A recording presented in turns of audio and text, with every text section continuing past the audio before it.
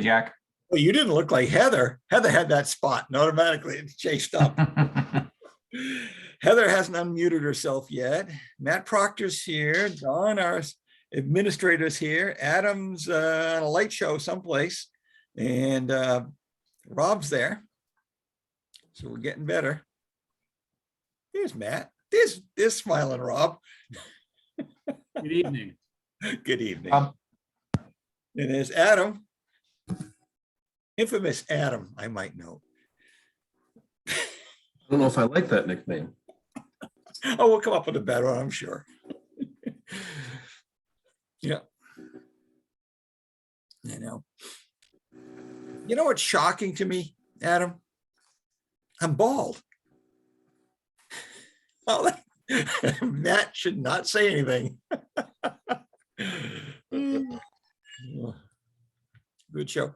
Hey, John Beal is trying to dial in. He's out working. He's off in some of the off-site location, and he's trying to dial in from a conference room, but he has to use his phone because I think he's working for Raytheon, and they kind of frown on that stuff.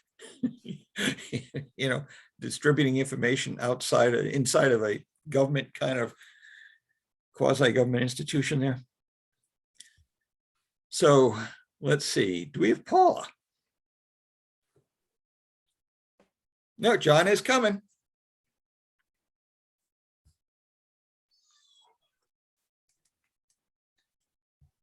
Okay.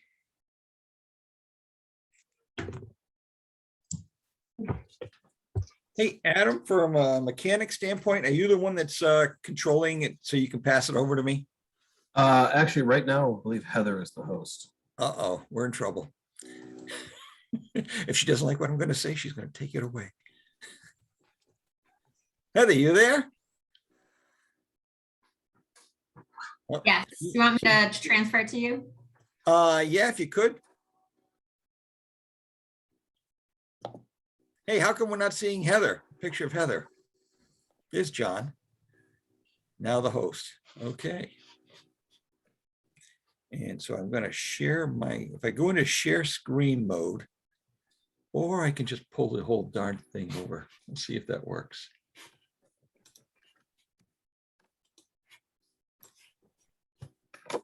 Yeah, you guys can see that, right?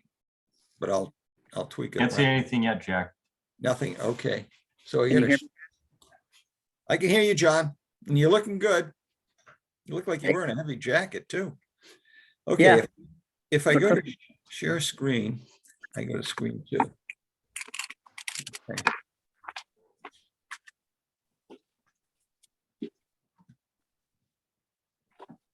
What the heck is that one? That's not on screen 2.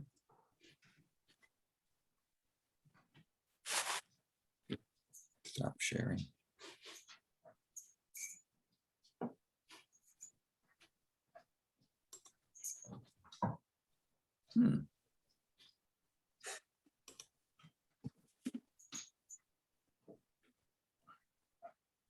Multiple participants can share simultaneously, huh? Hey, Adam, if I want to I want to stay on this screen, but I want to show another screen next to it, I'd go into share screen, wouldn't I? What do you mean you want to stay on the screen and share? Oh, okay. Let me try that again. I'm looking So- at my laptop computer. I have a larger screen that I would like you folks to be able to see. So it's like screen 2 versus my screen 1. Excuse me. Bless you, John. Thank you. It's going to share all of your screens. So what I would do is maximize whatever you want to share. Yep. Okay. And then when you hit share screen, select what you're trying to share, and that's what will show up in the background. Yeah. And your picture will still be like a floating head up in the corner. Okay. So let's try that. Depending on how you have it set, you'll probably either have one little box that shows the speaker, or you'll have a bar that shows 3 or 4 people, depending on how big your screen is. Okay, let me try then. I'm going to try and share screen 2. Have we got anywhere from Paula, Jack? Not yet, and I haven't heard anything either way. Now, this is not my screen 2. That's just it. That's not what's showing on my screen, my other screen. I haven't heard from Paula. And I don't know why. Have you, Adam, you heard anything from her at all? I have not. I'm texting her right now. Okay, thank you. Thank you, thank you. Okay, this is not right. Stop share.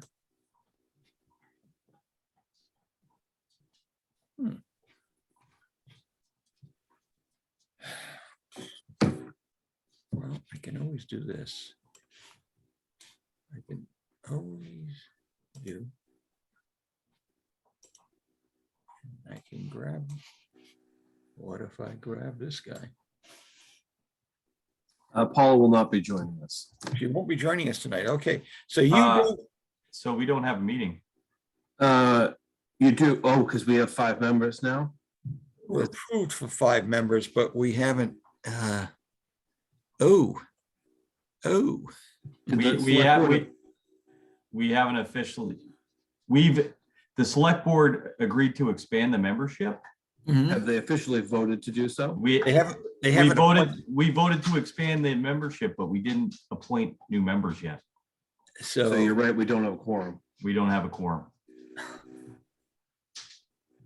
Do you think maybe we could, well, we could walk Yeah. through it and see what. no, I don't think we should walk through it. We'll just have to reschedule it next time.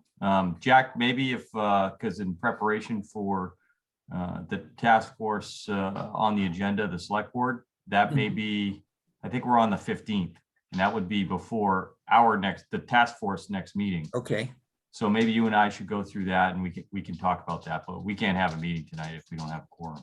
Oh, darn. We could also attempt to, if Dawn's available, switch the meeting to the 10th. So you would be able to meet prior to. Yeah, I mean, that That worked for would me. work for everyone. Yeah, Let's, I'm pretty sure I'm okay. How's everybody else look? Because we haven't, because Matt, by the way, everybody knows Matt Proctor. Matt, I'm at, Hello. the Hi, how are handsome devil that he is. And John Beal. We'd be introducing them to you with regard to being potential members. Todd and Rob and I don't know. I think we can get them on the agenda for this next select board meeting on the 1st. Heather, can we do that? Yes. Okay, so then we'll have enough members and we'll be kind of bulletproof. I think we only have one talent bank form though. Oh, Matt, did you get yours? Yeah, in yet? mine's not into you yet, but I have it. I gotta just get it over there. Oh, shame. But shame. I know. I thought it was in, but it's not. I'll get it over. Okay, now Simple, John it's a is simple enough form, right? Just Yeah. gonna get it over to you. in. And the good news is both Matt and John represent 2 real key strategic strengths for Yep. us. And first of all, Matt being young blood, which is what we need. But at the same time, he's a very successful contractor. As you had suggested, Todd, let's get a contractor in Yep. there. And at the same time, he's well recognized and highly respected in the town. And he has a tremendous number of contacts that will be able, at the end of the game, this is going to really be about how do we win the town's approval to spend what we're going to have to spend to keep Rob alive. Well, at least keep hair on his head, right? Right. And so Matt brings a tremendous, plus a technical skill with regard to some of the work that I've seen him do when he's come before our conservation commission is spectacular. The results have Mhm. always been good. Again, highly, highly regarded. And his dad is really good at what he does too.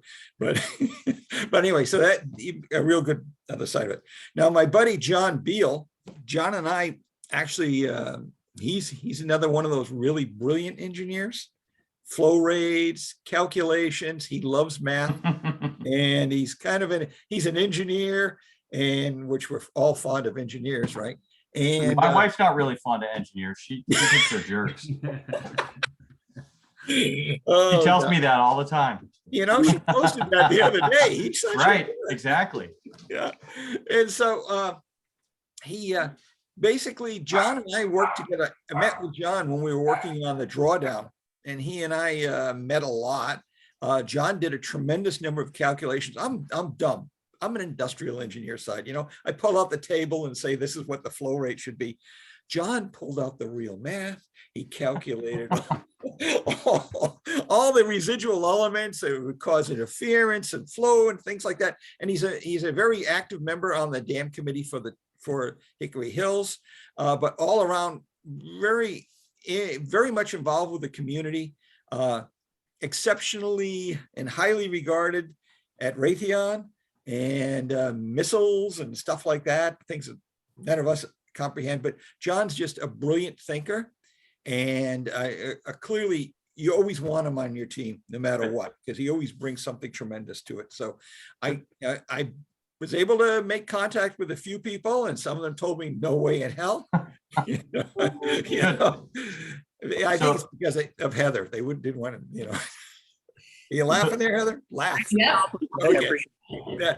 And so, between we're bringing two more brilliant practitioners onto this team, and Well, and hopefully we can, with these additional members, we can get have a consistent quorum for each of these meetings. yeah, that was the problem we had all right. before. And that's the problem we have tonight. Yeah, and that's where it's gonna So Adam, are you going to work to see if we can get on the 10th? Yeah, I am. I actually just got a text from Paula. She's going to log on without her camera. Oh, Oh. perfect. then we have a meeting. Then we have a meeting. Now I've just got to figure out how to take this upgraded PowerPoint presentation, and I haven't changed it per se in the order or anything, but I've added a couple little extra dimensions that weren't readily apparent earlier. So now I've got to figure out how to move this stuff, what I have here. I'm going to close that. I'm going to close that, and I'm going to come back and put my PowerPoint back in, and with the agenda. And so, and you cannot see that. So, and I'm going to screen 2, and it's not showing up anywhere, huh? I don't see it.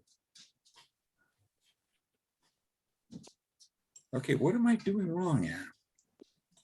I haven't done this in about 10 years. Well, no. Well, there's the PowerPoint. Just Oh, we see the PowerPoint now. Oh, you see the PowerPoint. Perfect. Okay, so guess what? We're back in business. So let's, now all you have to do is, yeah, there you go. okay, there we go. Okay, we're good. Thank you. I have no idea how that happened, but it did.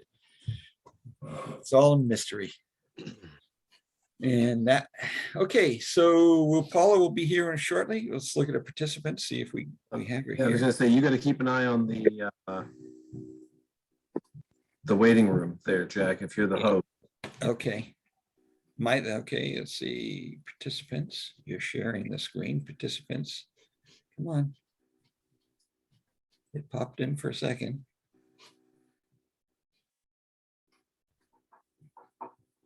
Yeah, she was there for a second. You're stopped. And no Paula yet.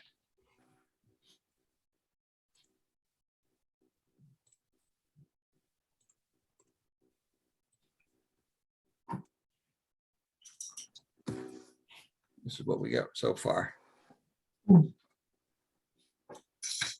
Hey, now, oh, here we go.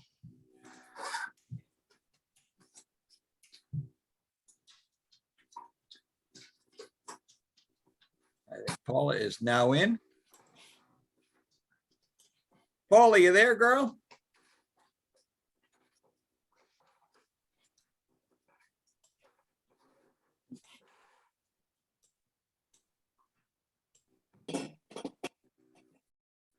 She's muted. Paula.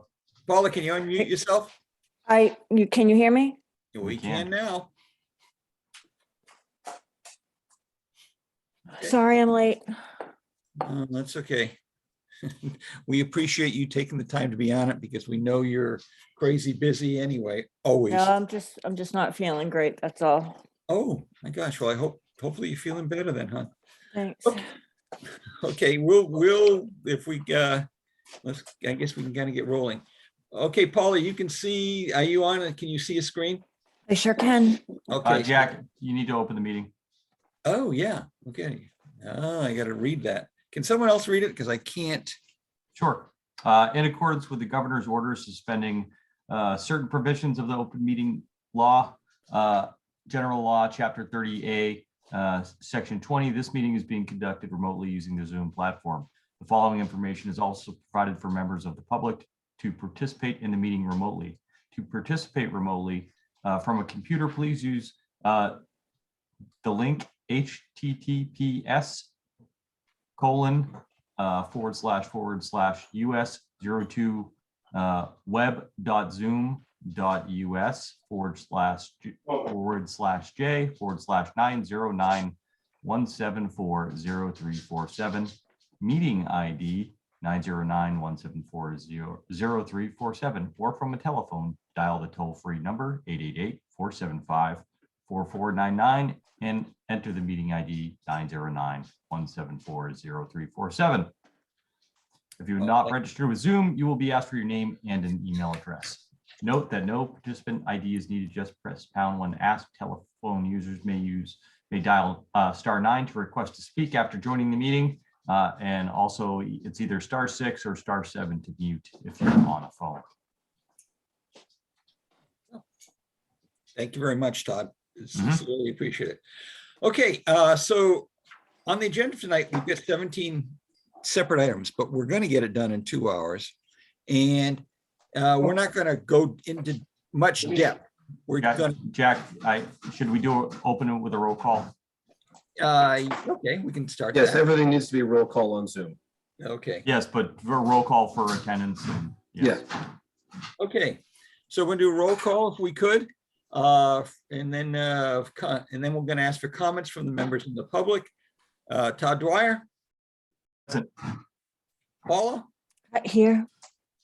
Myself, I'm here. We've got 2 potential open members who have not yet been openings, who have not yet been certified by the selectmen. And I would like to, and as I did prior to the start of it, I introduced Matt Proctor and John Beal, who hopefully will be filling those slots. We also have Rob Oliver. And Rob, I don't know, are you supposed to say you're here, Rob? I think so. You're not here? I am here. Okay. Rob Adam, Oliver is not here, though. Rob Yes, Oliver. Rob Oliver is not here. It's Oliver. Oliver. Okay, I'll fix that one. Thanks, Adam. Thank you. Sorry, I apologize for that, Rob. I knew you were too polite to say it. Yeah. Hey, Pretty Hey, much. it's Massachusetts. We add ours everywhere and take them away. and I am the world's worst speller. So that's okay. No, it's not if you're Rob Oliver. So anyway, and Dawn is with us. I'm here. Good job. And I owe an apology to Dawn and that I failed to send her the agenda the first time and include her, but she's a very dear and wonderful participant in this meeting. Dawn, thank you. And I apologize again. No problem, Jack. Okay. And we have our 2 guests, as I mentioned. Is there anybody else in this meeting that we want to, that we haven't mentioned? No, not yet. Okay. Oh, excuse me. We've got this other character that wasn't on the list. And this Heather somebody or other. Lemieux. And Heather, you want to say hi? Inspire us or anything? I don't know about inspiration, but yeah, you got my last name pronounced correctly. Oh, there you go. Do I dare not? Okay. So anyway, are there any comments from the members? And if I would, I'd like to also make a comment in a little different format, but it'll go quickly. No Are there any comment. comments from any of the other members? No. Okay, seeing that we're not hearing any others, I just wanted to, oh God, it didn't, okay, oh, it's a Word document, excuse me. Where did it go?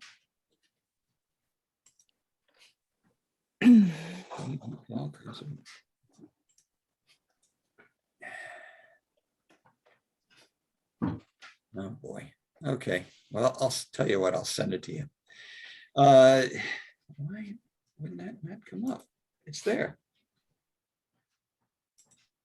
It's coming up over here. Never mind. Okay, basically, Todd, you'll remember this. We went and did an analysis of what we were seeing after rainstorms when we were in conservation. Mhm. And we saw things at Summer Street, Baker Brook. We even saw the washing of the sands right at Wayland Park area. And basically, our lakes and streams continue to see quite a bit of pollution going in. And we even had a picture of a used condom sitting on the beach right next to the kids' beach. I mean, it's pretty interesting. The Summer Street has had a redo. And with the good news, we got a retention pond there that's collecting all that stuff, but we don't know, is that on the schedule? What is happening? But there is an overwhelming need for what we're doing. And this is pretty significant in terms of the quality of the water that we, drink, bathe in, fish with, and all that. So anyway, that was my point. Okay. Did we have any, did you have a chance to look at the other minutes at all? I did. You did? Okay. Should we ask did everybody else get a chance to look at the November 4th minutes? I did. Okay. So if we have 3 members, all we have to do is I'll accept I'll make a motion to accept the minutes of November the 4th. November the 4th and December the 16th. Okay. Second. And I for myself. So, Uh, I'm sorry. And now We have vote, to, we have please. to roll call. Yeah, vote, please. Aye. Aye. Thank you, Paula. Okay, so anyway, we're You have to say aye. aye. Jack. Thank you. Aye. It's unanimous. How about that? No, Okay. you have to actually vote though, Jack. Oh, I do. I said aye, didn't I? Okay, Okay. yes, you did now. Okay, so now we've got all the voting members that we needed. Okay. Expansion of the team. Paula, prior to jumping on, but I think you know John Beal and young Matt Proctor. There is only one Matt Proctor in town, No, there are 3. There's another one. There are 3. Well, he's young, though. He's a young Matt. So we're in Heather. We're going to try and get him in front of the selectmen. And Todd, you're introducing that? Is that what you were Yes. saying? Yeah, And- we're on the agenda for the February 15th meeting. Okay. So I've had an opportunity to work with both John Beal and Matt Proctor, and I want to thank you both for coming forward. I think you'll be very valuable assets to the committee. Second Great, that. thank you. Okay, so in the I just want to say, and I should do this, is just in the interest of disclosure, Matt is married to my niece, just in case anyone needs to know that. Doesn't everybody know that? Well, no, I don't know if everybody knows that, but I'm just disclosing that. I appreciate it, but I checked that out actually, and where they're not there, if there were 2 members living in the same household, that would become a problem. But Okay. where it really isn't a problem. We're both very independent people, so there will be no conflict of interest whatsoever. Aren't we, Matt? That's for sure. Matt, we're depending on you to hold her down. You're going nuts on us. Okay, so anyway, the piece of the stuff, one of the topics that came up, and I think Todd did a really good job in saying, look, times are changing and the climate change, and we should be looking at the original mission statement and enriching that. And, the question is, what should we be inserting into this? And what would make sense?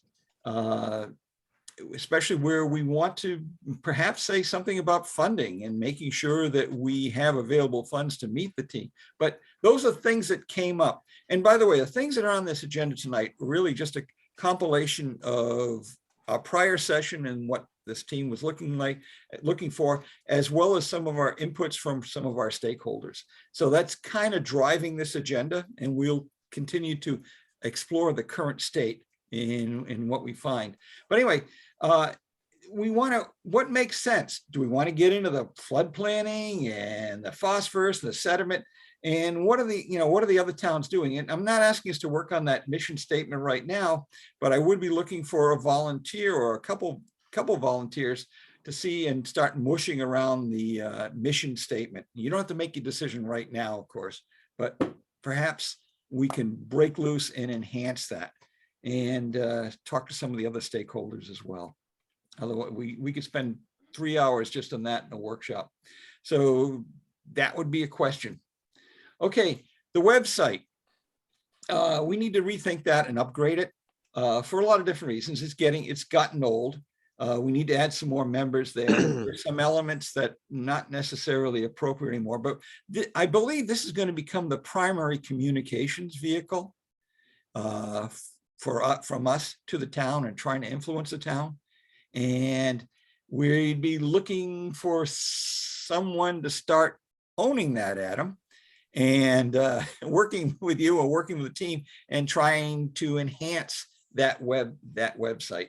And I do appreciate we got the names right and maybe expand it. But if you could create a planning session, Adam, and suggest a couple of members join into that, we might be able to start evolving that. And I'm assuming that you're the owner of the website right now. Town's the owner of the website. I have ability to edit it. Okay.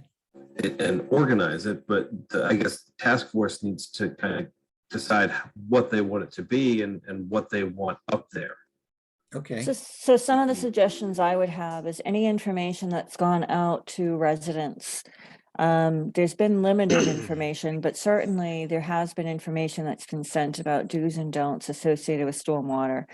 One of the things that I would like to do is to enhance that publication and expand on that. I've done a number of those for Hickory Hills, and I'm happy to work on that type of thing. Links to state sites with information. So I have a number of ideas about the ways that we can improve the website, and I'm happy to send out those ideas and put together a list if that's something that would be helpful. Sure. Absolutely, Paula. You want to create a small workshop? Because if we can get a few members. I'd like to see Paula's ideas first and kind of mull that over and maybe we keep this on the agenda for the next meeting or maybe the meeting after. So once we get a chance to go through Paula's list, we can all mull it over, put some thought into it and give some feedback. Yeah, Okay. I think that's the best approach as well. Yeah. I think, And if you want to get me that information, I can actually make a draft of the website that we don't publish. And at the next meeting, we can put it up and you can look at what's there, see what it links to, and we can talk about if you want to move stuff around or things like that. right. Paula, I would be thinking that this is going to be on the agenda a lot because we're going to be communicating more pieces. We're going to be sending out general bulletins. We're going to be trying to get people to start going there to read what's really happening. So it's going to be something that, oh, I saw this last month, and maybe like, like you've got your waves aspect and everybody reads it. Maybe it's quarterly, maybe it's every couple of months, whatever makes sense. So you're talking about a newsletter approach, I think, is what we do in Hickory Hills is we have the waves, and then if there's something going on that month, we have what's called the Hickory Hills Happenings, which is something that goes out just telling people what went on recently or what's coming up. I don't know that the website, I mean, if we have enough content, certainly, if you look at the town's website, there is a news section in the front with important headlines that are going on or important information that's current. I was thinking more of, general information for our page, but if you want to incorporate a newsletter or something like that, we certainly can. But frankly, I don't think we're there yet. But I don't know what other members think. But I think we start with the website, and as the committee gets rolling, then perhaps we have enough data and information to incorporate something like that. But I don't think we do currently, but certainly open to suggestions. And there's ways to structure it as well. Obviously it's always on our website, but the links, you put a link into the other series of documents by date and such that people can come back and look at the history of all the newsletters. So that's something that Paula, if you want to take the lead on that. Well, I think I think we have sort of different approaches. My thought is the content, because there's not a whole lot of content on there right now. I think we want to get content up. But as far as newsletters, right now, we really don't have any. Our minutes are available through the minutes section of the website currently. When we get to a point where we have bulletins or information that we want to send out, then certainly we can incorporate that. But I personally, and I'm curious to hear from Todd, I don't think we're there yet for any kind of, month-to-month newsletter. Right now, our newsletter really is our minutes until we get really, into a game plan. Yeah, I agree with Paul on this one, because frankly, right now, we're lucky to get month-to-month meetings. So, Right.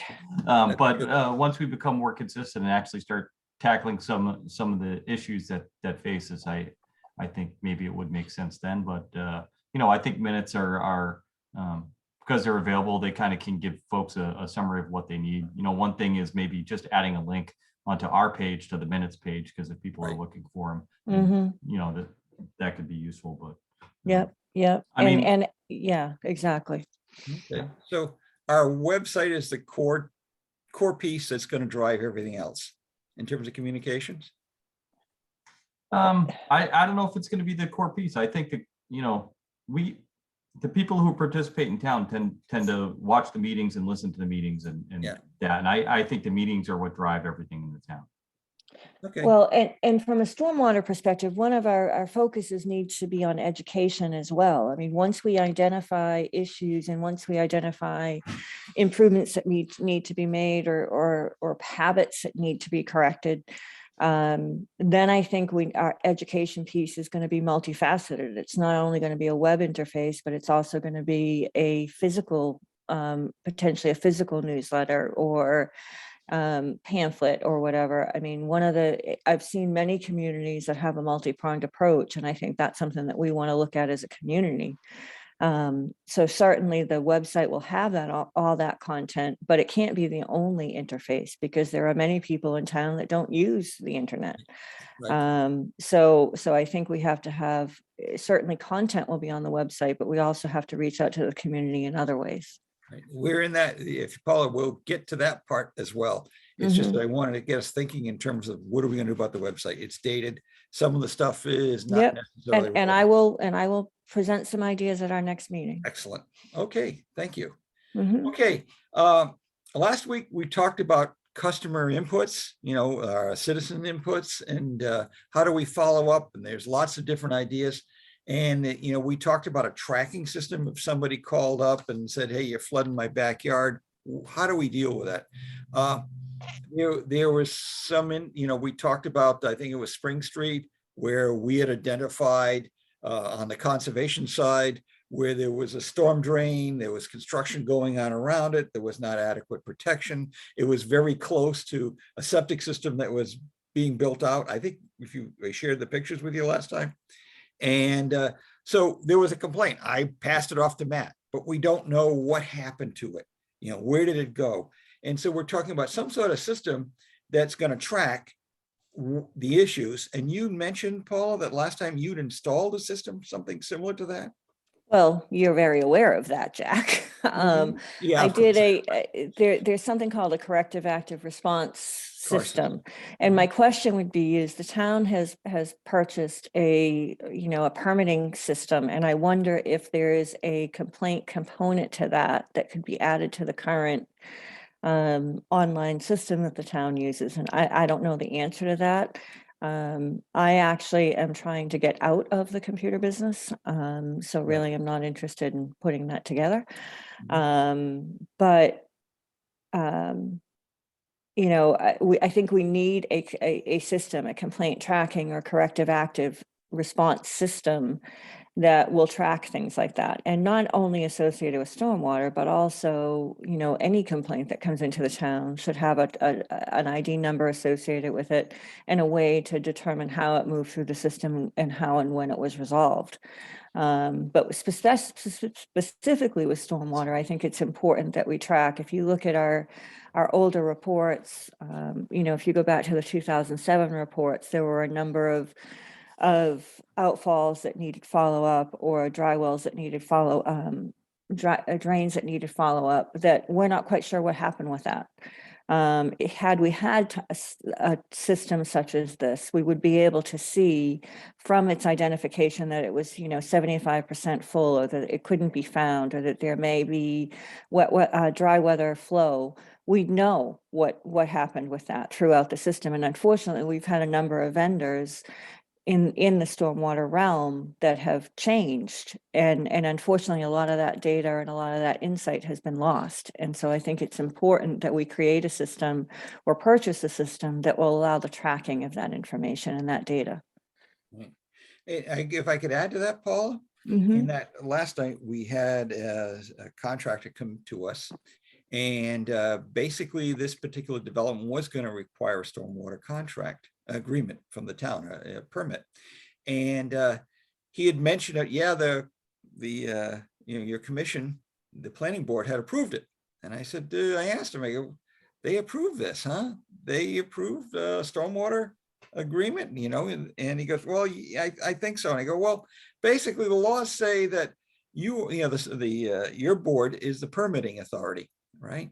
And everybody else has to say yes before you would issue it, right? Because you have, based on the town bylaw, you have to hear from everybody.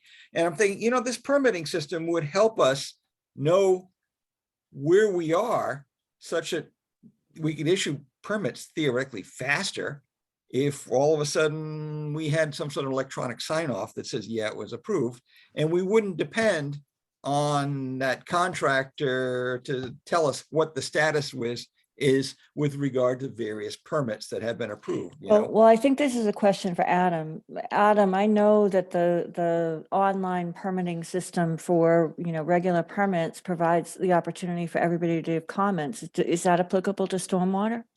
It is, and So we have that. if we're talking about the one I think we're talking about, that the conservation agent was aware that the planning board had signed it, and the approval is posted online in the permit tracking software. And we did receive comments from conservation relative to riverfront and whatnot. Okay, and so had they issued the permit, the stormwater permit? Yes, we have. Okay, But the opportunity, the But- Conservation Commission had an opportunity to comment, and the status of it is available on the online system. right. We didn't approve it last night. Okay. So I'm just saying that, you know, hey, we're dealing with a system that's evolving, and no one's throwing rocks at anybody or anything like that. It's just, this is where we are. And we hadn't approved it. And we were kind of surprised that he came back and said, yeah, I've had stormwater approval. And we read the law to him and basically said, no, yeah, the bylaw, before they issue, they have to have concurrence with us. And so that was kind of the surprise. And that's what caught me thinking about this whole permitting process being included. And if you've got something like that up there, is it open to the public, Adam, to view? Whatever your system's name is, what's the name of the system? You're muted, Adam. You're muted, Adam. I don't think we have the approvals posted to the public. So this to me sounds like an exchange between planning and conservation, and I'm very interested in following this up on this and find out where the breakdown was, but I don't know that this is a stormwater task force issue. Certainly an issue that the departments need to, I'm interested to hear more about the reasoning behind conservation, and we'll go back and look at the meeting as well as read the bylaw that you're referring to, but definitely something we need to address. Okay, I'll bring it. It's coming up shortly. So, Great. okay. Okay, but what is the name of the system, by the way? The permitting system, Yeah, it's Viewpoint Cloud. Viewpoint Cloud.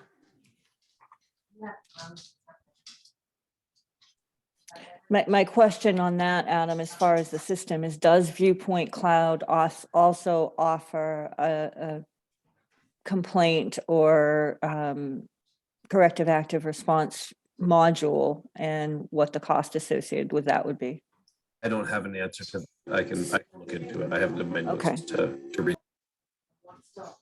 Excellent. Okay, good. Okay. Central Mass Stormwater Coalition. Last time we talked, Adam, you and I were going to go chase it. I missed the last meeting because I wasn't here. But there's a tremendous amount of information coming out of there. And I still haven't done my minutes from the last meeting I attended. So have you made contact with them at all? Is there? I didn't contact them. I do know that they're meeting, and they, again, as you said, they do send out a significant amount of information Right. regularly. I'll volunteer to be the contact with that. I know Phyllis was before, and she went down to the meetings in Worcester when they used to have them. I would volunteer for that if you guys are okay with it, and I will start talking to the commission and stuff. But I just want to have your approval to say, yeah, go ahead. Yeah, that's great. Yeah, I think that's great, Jack. Okay, I got it. Then, okay, structured stakeholder outreach consistent with the MS4 requirement. Okay, no person may undertake construction of an activity following the effective date of the bylaw, including clearing, grading, excavation, and the results of the land disturbance will disturb equal or greater than 1 acre.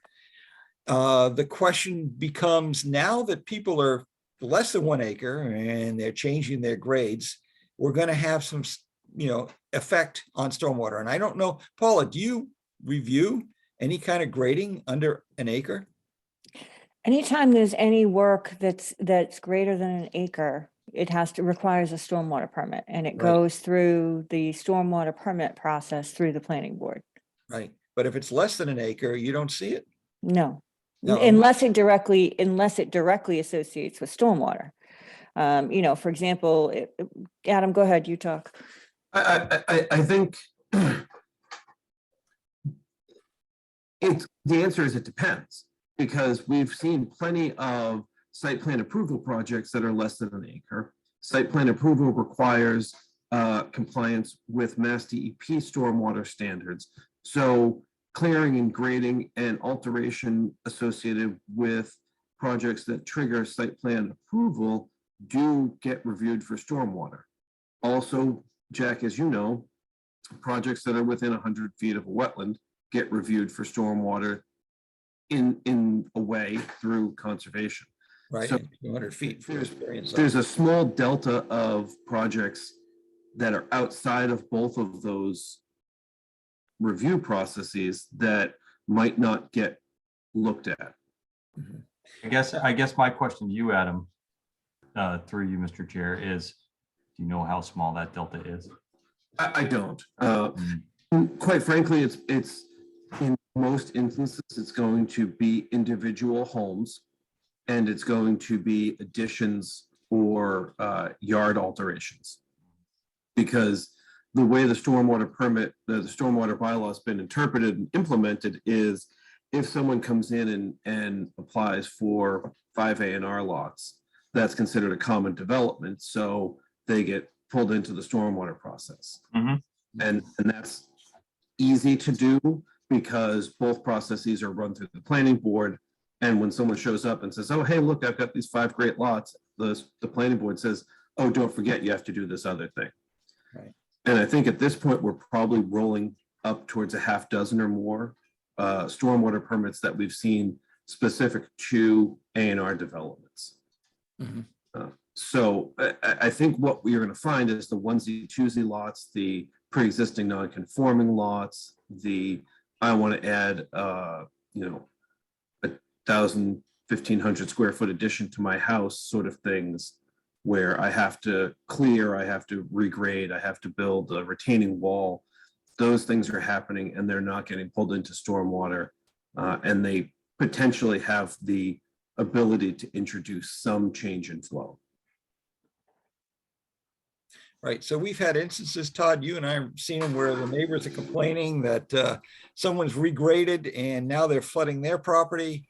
And they think conservation has something to do with it where it's outside of our jurisdiction. And we thought, well, wouldn't it be good if they had to apply for some sort of permit through the planning board, but there's no real requirement they do that, is there? No. No. And so there's a little bit of a hole in our system there.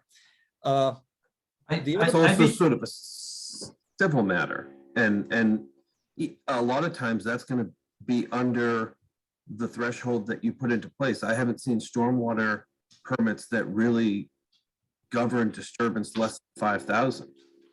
And 5,000 can be a little bit, but it can also be a lot depending on what someone's doing. As much as 500 square feet of disturbance could change the way water is shedding onto somebody's property. Or out into the street.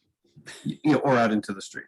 Yeah, But I think we've seen Out into the examples. street's a separate issue because the town then has recourse because you're impacting the town. Okay, And if it's stormwater to a wetland, then that is conservation. Correct. right. If it's under, right now, as far as I know, if it's under an acre and doesn't trigger, as Adam talked about, the A&R process for site review, or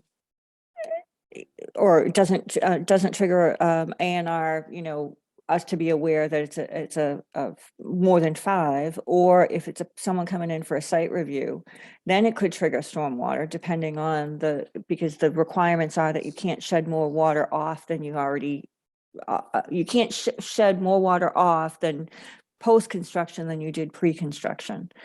But other than that, I don't know what would trigger it. It might be interesting to see what other towns are doing. I know Tingsboro has a very extensive stormwater bylaw, and I'm happy to look into that. But I don't know, I'm not aware of any that don't have some sort of cutoff. Okay, I mean, theoretically, we'd be looking at any time anyone changes grade potentially. And I don't know how you would do that. Well, and I don't want to get so restrictive that if someone plants a garden, they till the Ex- yard and plant a garden or something, that we're triggering a permit. I think, Exactly. I don't know how easy it would be to go back through, projects over the last few months, maybe 3 months or some period to try and get a sense, out of 40 projects or 50 projects or whatever it is, maybe, 1 or 2 may have triggered or didn't require any action with regard to stormwater of some sort, just to try and wrap our heads around whether this is even something to worry about. right. Well, I can tell you that from personal experience, I have this wonderful neighbor that when I put my house in, I had changed the elevation to accommodate the septic system. And I didn't really know how the land rolled or anything like how it even worked. But my neighbor came over and pointed out that, look, you're going to put a pile of water on my house and potentially in my bedroom. And then I go, no, I don't want to do that. So then we put storm drains in to accommodate that. But it's only because I have such a wonderful neighbor that I did that. If I had a rat for a neighbor, hell of it, go swim, and so then it would be a big fight. So all I can tell you is that it does happen. And I'm not sure the best answer, maybe there's no answer, but all I do know is within that stormwater structure, the permit granting authority, PGA, under this bylaw shall be the Lunenburg Planning Board, right? And such permit shall be granted if the PGA determines in conjunction with Conservation Commission, Department of Public Works, Board of Health and Building Commissioner. So I'm assuming that means before that permit is issued, the planning board has confirmed with the other authorities identified that, yes, that is acceptable. And so, which leads into the other one, which is the enforcement. The building commissioner, in conjunction with the planning board, Conservation Commission, DPW, shall enforce this bylaw. And it's really not, when I can tell you that in some cases we've on conservation, Todd, we might have been dealing with stuff that was a violation, but we just took care of it. And I can tell you, and I can tell you there's a farm that all of a sudden they built a little construction site on the side, and they were actually pulling off gravel and things like that, and it flooded one of our local ponds. Now, that's clearly a violation of stormwater, but we're handling it in the Conservation Commission. And I really think that we should have some way of notifying the planning board what's going on. And that's back to that whole system, that closed So loop. what I'm hearing is the need for a workshop between the planning board, the Conservation Commission, and the DPW, and potentially the building official to talk about the stormwater process. Yes, That's what I'm hearing might be helpful. I would agree with that, Paula. Rob, what do you think? Yeah, I think Paul is right. Yeah. Well, Matt's going to say that no matter what. So why don't we schedule a workshop between the various departments associated with stormwater and try to open the channels of communication? Okay. Adam, can you work that? Yeah, I mean, are we talking both boards or are we talking staff? Personally, I would like to have the boards involved since I think the staff works well together. I think however, I think some of the board members may feel like they're being left out of the loop. Yeah. And so if we could just if we need to expand it, Paula or Todd, if you think it needs to get bigger or can get smaller, the more people we have, the harder it is to get dates that work. Well, you know what? Sorry, go ahead, Todd. Oh, I was just gonna say, I mean, I think we extended an invitation to the board. And then, you know, whoever shows up, shows up. Right. So if people don't feel they need to participate or they have something else going on, so we don't have to try and get every board member at the meeting. Right. And remember, they're stakeholders here. They're all Right. stakeholders. And the more we can do to bring the stakeholders up to speed in terms of what our group is trying to do, the better off we're going to be in the long run. And there won't be any surprises. And this is a particular case where we see the opportunity and you know, we're going to grab it. The other part of it was that we should be thinking about the fact that we're incurring costs sometimes because of these activities, and we should be trying to recoup them. And so the question becomes, where does that recouped money go? Can it go back into the stormwater fund as a kind of a revolving account? Or does it have to go to the general fund? Or can we just tag it to go into DPW for right now? Because that's a Heather question, but it's the creation of a revolving fund, which requires town meeting action, but Heather can chime in on that. I think she's still. You're asking about revolving funds? Yeah. Yeah. If we find somebody on the, you know, from the planning board or whatever group, can that money be used in our stormwater activities? Can we tag it for that? I'm just trying to find ways of starting to create little streams of money going into that group. That effort. Yeah, so a revolving fund would have to have a specific purpose, revenue source, funds go in, and specific use of those funds going out. Right. That would, you have to. I'm thinking it's gonna cost Rob money no matter what. One way or another, it's gonna cost you equipment, people, administrator, and things like that. That we need to find a way of funding that. So if we set up a revolving fund for those. Well, when we say revolving About an enterprise fund, Yeah. yeah. which So also I- has to be established over time through town. Okay. It is a revenue source there. Okay, clicking along here. The status of drains and things like that. We actually got a lot of activity. Let me make this bigger so you can see this better a little bit here. I don't know if you can see it. But Can you make it bigger, Jack? I can do that again. Is that better? Mm-hmm. Okay, so right now what is the status of our drains? Is there a common file with locations identifiable by the residents. Remember we talked about, we have files that look like this, but it Mhm. just gives us a GPS, and we're going to take an activity to see if we can't at least put some street addresses on it. Mhm. And we never got an answer. This Well, last, I think we haven't met since then, Yeah, I was so. gonna say, you haven't asked for the answer yet. Yeah, yeah, what's the answer? we may have the answer. Okay, what is the I- answer? The answer is yes, we can do that. I spoke with Nick Christofori and I explained what the group was looking for. And he said that they could do that. They just have to, it'll just take a little bit of working it out. Not a problem. That would be great. And then at the same time, that can become the basis for Rob's data system as he collects outfall information, right? We've already got the locations. And if we associate the street addresses and things, then all the other topics of information that you're collecting we can load that up into one common base maybe, so we can go take a look at it. So question, one of the things that came up at our last meeting was the system that's available through MRPC. And I don't know if Rob or Adam had an opportunity to follow up on that.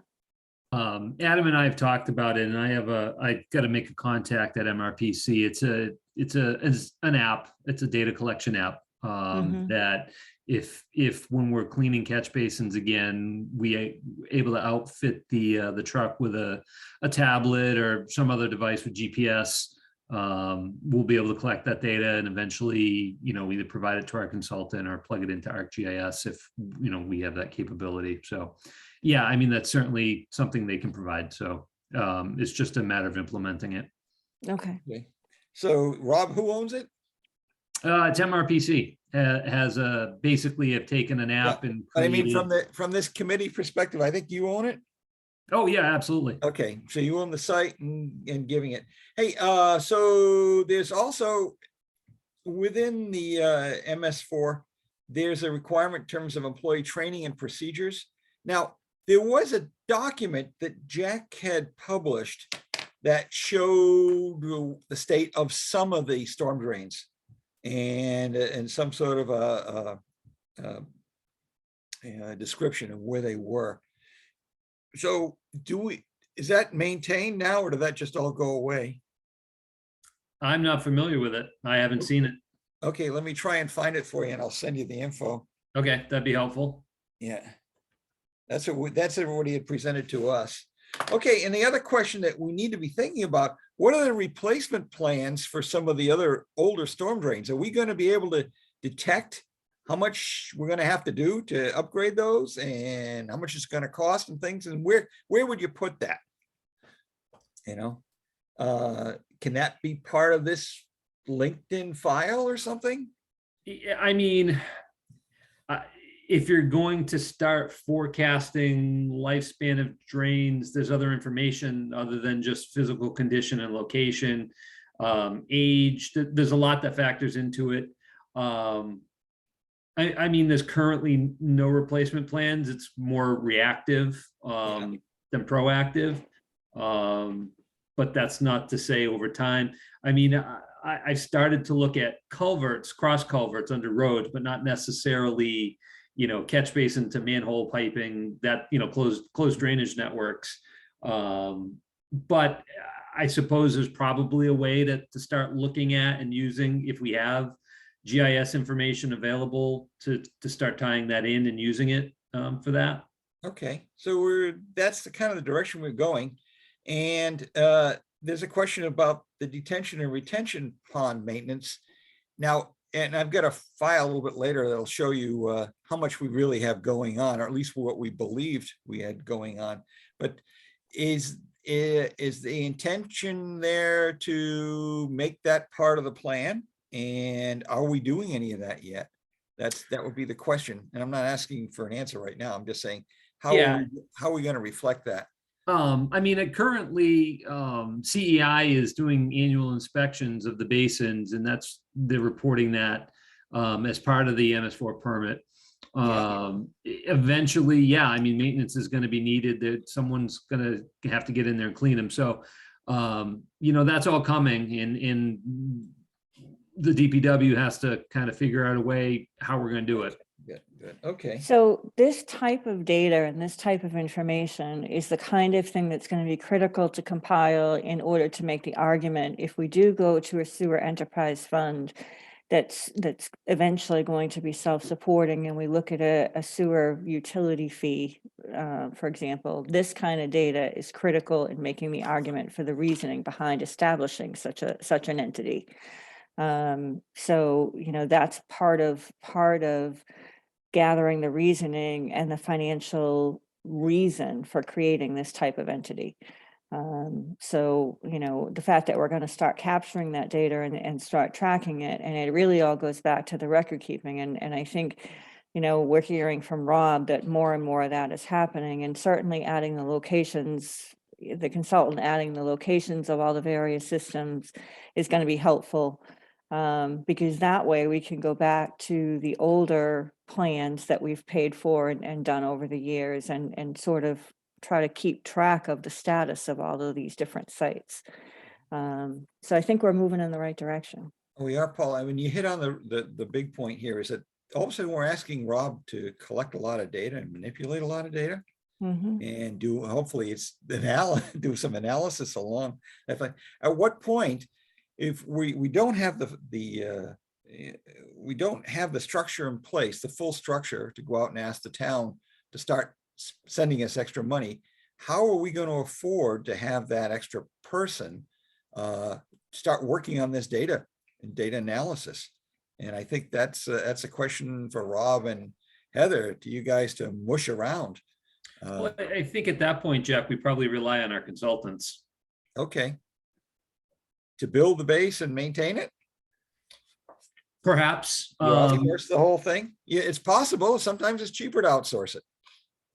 But the key is to retain ownership of it, so that we end up with that data system at the end, so that it's not kept at a consultant's office, which I know it has in the past. So for example, Earth Tech years ago has a ton of data on the town of Lunenburg, but unfortunately the town of Lunenburg doesn't have all of that data. So whatever relationship we have with the contract, I hope it includes the caveat that, you know, all data at the conclusion of a contract is forwarded for the ownership of the town of Lunenburg. I think that's critical. Yeah. Do we That know- is, I can say that is part of our contract. Great. Is it- Ownership of Are data. the other towns outsourcing it, Heather? I'm not Data sure. management? I But think I a know lot I- of towns are. Yeah, I can say we don't have, I think Rob's suggestion is correct in that we don't have the manpower to do it in-house, that outsourcing it would be our best model. Right. I think everybody in town understands you're really, really busy, no matter what. Then no one's doing that. So here was something that we got, this is a few years back, and with regard to just plain outfalls. And our team looked at the various outfalls associated with the lakes area. And I know in the last meeting, someone indicated that Lake Shirley was the one that needed the most help. And as we went through and analyzed the various functions of what was happening in the lakes, and I have a little more data on this in the classifications, it was determined that Hickory Hills actually had the greatest number of outfalls that we were aware of at the time going into the lake. At the same time, we also realized that the watershed is only 7.5 miles, and versus something like Lake Shirley, it's 25 miles. So the amount of water that actually goes through Hickory Hills, available water, is potentially less. And in the meantime, we looked at the outflows that were going in and saying, and then we looked at different locations, and that's what caused us to apply for a grant further up the Mulpus. I just wanted to dispel the belief that Lake Shirley it was in trouble, and Hickory Hills is dealing with actually more and has the greatest vulnerability with regard to things like phosphorus and such. On that subject, I was supposed to reach out to Lake Shirley, and I'll be honest, I haven't done that yet, but I certainly will. We had talked about creating, getting stakeholders involved, and I certainly think Lake Shirley is a stakeholder that should be involved. And I will reach out to them. But there is data on Hickory Hills, and we're currently doing our own stormwater testing. We have a stormwater committee and a stormwater testing team that is doing stormwater testing, and we'll certainly share that data as it's collected with this group. But I did send out some links to information on the ESS report that we recently had done. Hopefully that was circulated to everybody. Adam, you were going to send that out? I did not send it out. I don't remember seeing it. Okay, I had sent it to you quite a while ago, but I'll just resend it. Okay, yeah, But it and I'll just has send it out some first thing. links to, it has some links to some information that ESS found about high phosphorus and high nitrate content. Okay, moving along. What was that? That was no. And I think the answer was that the information that was identified as troubled waters came from the state, and Hickory Hills is not currently identified as a troubled water. So that was why Lake Shirley was listed in the MS4 report. At least that's my recollection.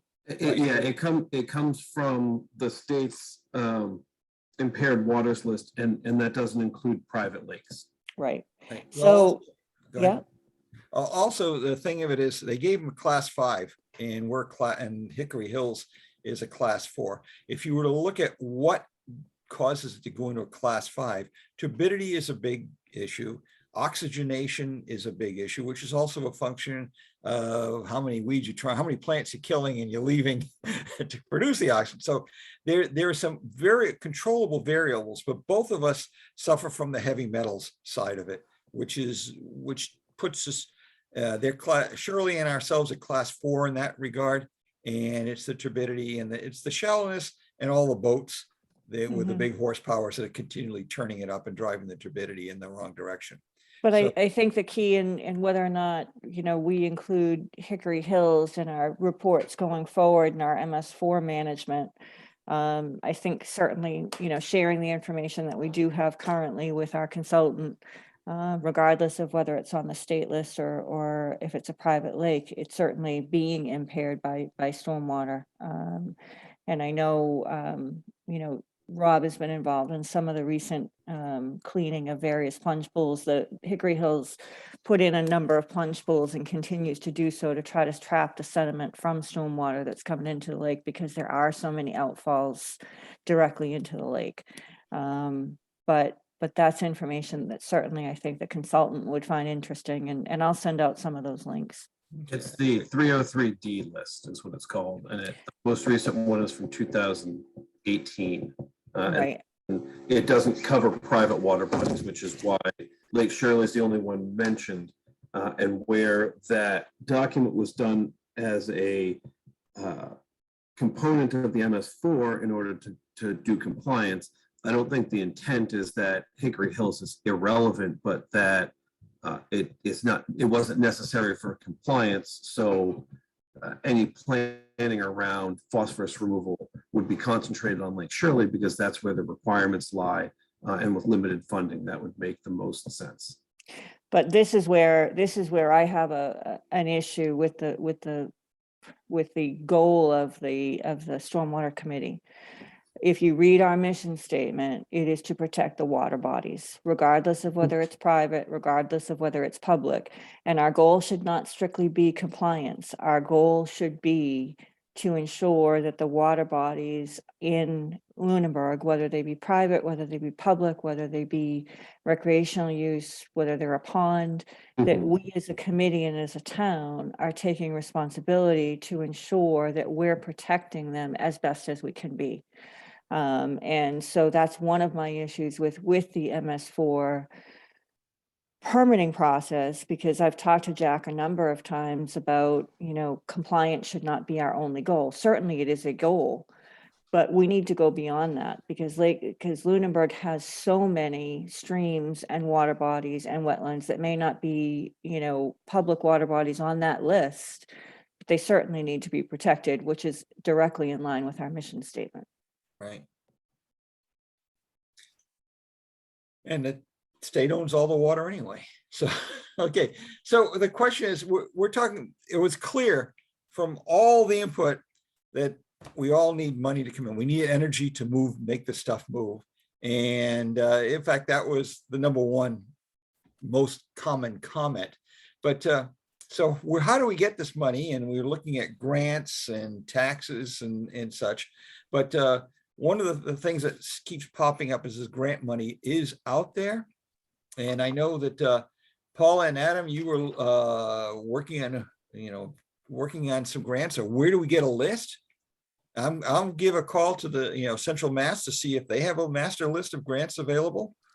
And But I think we're a long way from a grant application right now, Jack. Oh, I mean, yeah. there are grants, but first we have to identify what a project is that we're doing. We have to have a specific, we're actually in the process of writing a recreational trails grant right now. The club that I belong to is, but you have to have a specific project, you have to have a specific goal, you have to identify the cost. So we can't, to look for grants right now doesn't make a lot of sense unless we know what it is that we need. And I don't think we're there yet. Yeah, well, okay, Paul, I'll give you some input. That was 2-3 years ago, we actually applied for a grant, and the Stormwater Group, in conjunction with our consultants. Mhm. And it was essentially to put some receivers and things into the mulpus and veins and such. We didn't get it. And Mhm. Adam, you had a chance to see it, I believe. You're It's- muted again, Adam. The 319 grant? Yeah, the 319 grant. We didn't get it, but it was the first year that we'd applied. And we never followed through again. It wasn't the first year we'd applied. It was the first year that they had a category called the Healthy Watersheds Protection. And we applied under the Healthy Watershed. And then they told us that we hadn't adequately proven that the watershed we were looking to do the work in was a healthy watershed. And I know our consultant at the time disagreed with that. Those grants are usually really competitive. There's a significant match that goes along with them. And they're usually very project dependent. So I think what Paul is saying makes a lot of sense. And I know that she had mentioned that Hickory Hills has formed a nonprofit, which would allow them to partner with the town. We talked about the potential of looking at MVP funding for bank stabilization and erosion control on the upper Mulpus prior to Hickory Hills, which is a great project, but we need a significant amount of detail and planning in order to have the level of submission that the MVP program would want for their project. We've looked at a couple of projects that were happening in town, and I've spoken to our MVP rep about them. And essentially, the issue being, and Flat Hill Road, the drainage issue out there is one of those. It's exacerbated somewhat by climate change, but you can't directly tie the causes to climatological change, and the solutions need to also involve a significant amount of nature-based and future-proofing. So they're really hitting a very narrow alley of projects and issues that you're getting to address, or at least components in much larger projects. And what I've seen, a lot of MVP funding has gone and been a component of multi-grant projects that are addressing much larger issues in denser areas. But there are certainly grant opportunities. There are, But yes. There are absolutely grant opportunities that I think are going to be worthwhile applying for.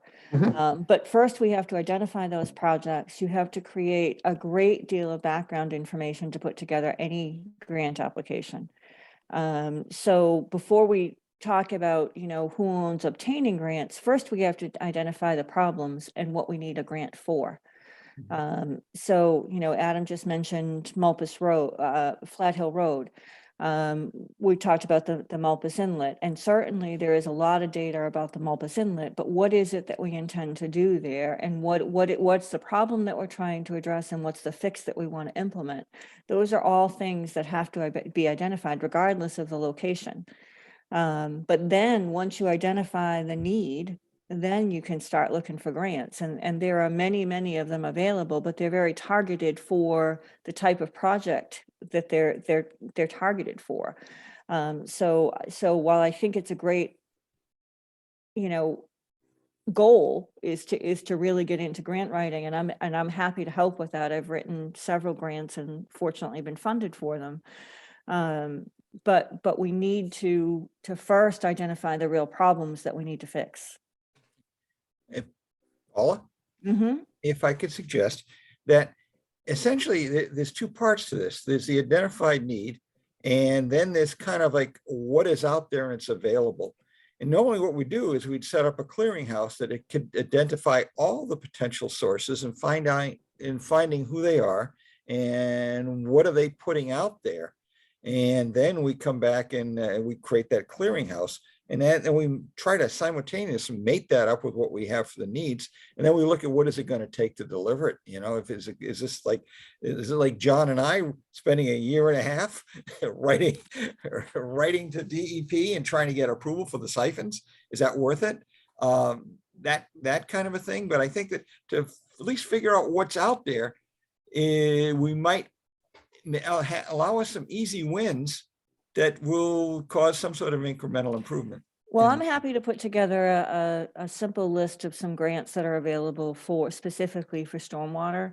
They Okay. change year to year. The financing changes, the availability changes, but I can certainly look at what's available now and put that together for the next meeting. Is there more than one source for grants? Sure.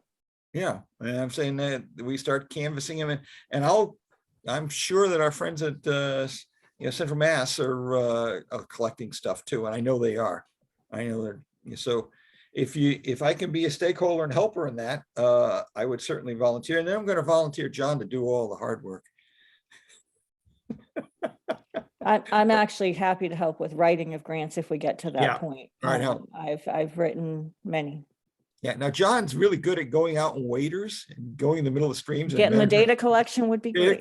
data collection and falling down in it, nearly drowning. Yeah, that kind of stuff. John's good I at that. love the outdoors. The day I fell on my backside in the stream and Jack had a heart attack, I thought I drowned. Yeah. I was coming down the stream real fast to help get him out, but that was fun. Okay, so if we can create some sort of a clearinghouse that we can, and you're it, Paul, and we'll all keep looking for what might be available out there from different sources. Okay, this current stormwater funds determine the information made available and tracked. We will need, if stormwater is considered, okay, never mind that. If we just did that. One question before you keep going. Mhm. Does the Stormwater Task Force have an area on the town's cloud that is dedicated to stormwater that information can be deposited in? Google kind of cloud. Well, typically, for example, Hickory Hills has a drive that all the files are placed in a Hickory Hills drive, and the ownership is handed over to Hickory Hills. Does the town have anything like that? I know conservation talks all the time about the cloud, the information in the cloud. Is there a drive dedicated to stormwater? There is a small corner of the server in the Ritter building for stormwater. The town is in the process of moving to Microsoft 365 and OneDrives. My understanding, and Heather, please correct me if I'm wrong, is that each committee will have a OneDrive that they can dump their data into. So there'll be one coming. I'm gonna do this and say next couple of months, because I think some of our IT infrastructure is limping along as it is, but the plan is to have something that is available to store that type of data. We do have something now. It's limited what's on there, and you know, it's really just part of what's in the planning server. Okay, Yeah. all right, so, you know, definitely that's gonna be important and hopefully that happens soon. Is to come up with a repository for this information, because unfortunately stuff gets lost as people change, as committees Mhm. change, and I think that's what hopefully this will avoid. But glad to hear it's coming. In the meantime, I think, Adam, you're it Hey, Paula, for holding Hopefully my data. brain doesn't reset on me. I have about 5 years worth of data, different Mhm. reports and things like that is sitting on my machines. Why don't you And put them on a Google Drive and make it shareable? I could do something like that. Right now it's just sitting in my own personal drive. It's, you know, it's, I give it funny names and things like that, but I could certainly build a landscape or something, you know, a map. Well, I think you're probably the longest consistent member of this committee, and we wouldn't want to lose that data. So even if you Yeah. put it on your own, create a drive on Google now and share it to various people. And then once the online town system comes online, it could be deposited in there, but we just don't, and maybe make Adam the administrator or something, but we need to start capturing all this work. Right. Right. It's So- there. Paula, for your information, the Mhm. Conservation Commission, much like the select board, has many files that they put on a Google Drive now. But if the implementation of Microsoft 365 is not far off, I don't think it's worth going through the hassle of setting up a Google Drive if it's going to be implemented shortly. Because I can tell you, personally, I work on through Microsoft 365 at work, and it's very similar to Google, but I think it's a little more user friendly and easily integrated into your laptops and things like that.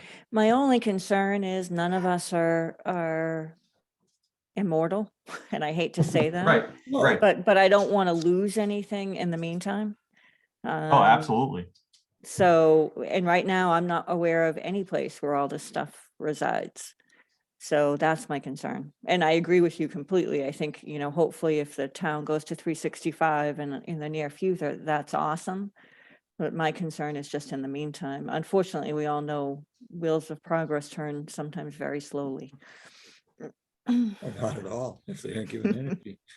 Okay, but yeah, I need to clean some of the stuff up. I was thinking that I was gonna start sending that out to you guys, some of the stuff that happened in the past. Well, that's fine too. And maybe, Yeah. we use Adam can contributor store it from- somewhere right now and Yeah, if you get it to me, I'll put it up on the server with everything else, which will then it will be backed up. migrated. Yeah. Yeah.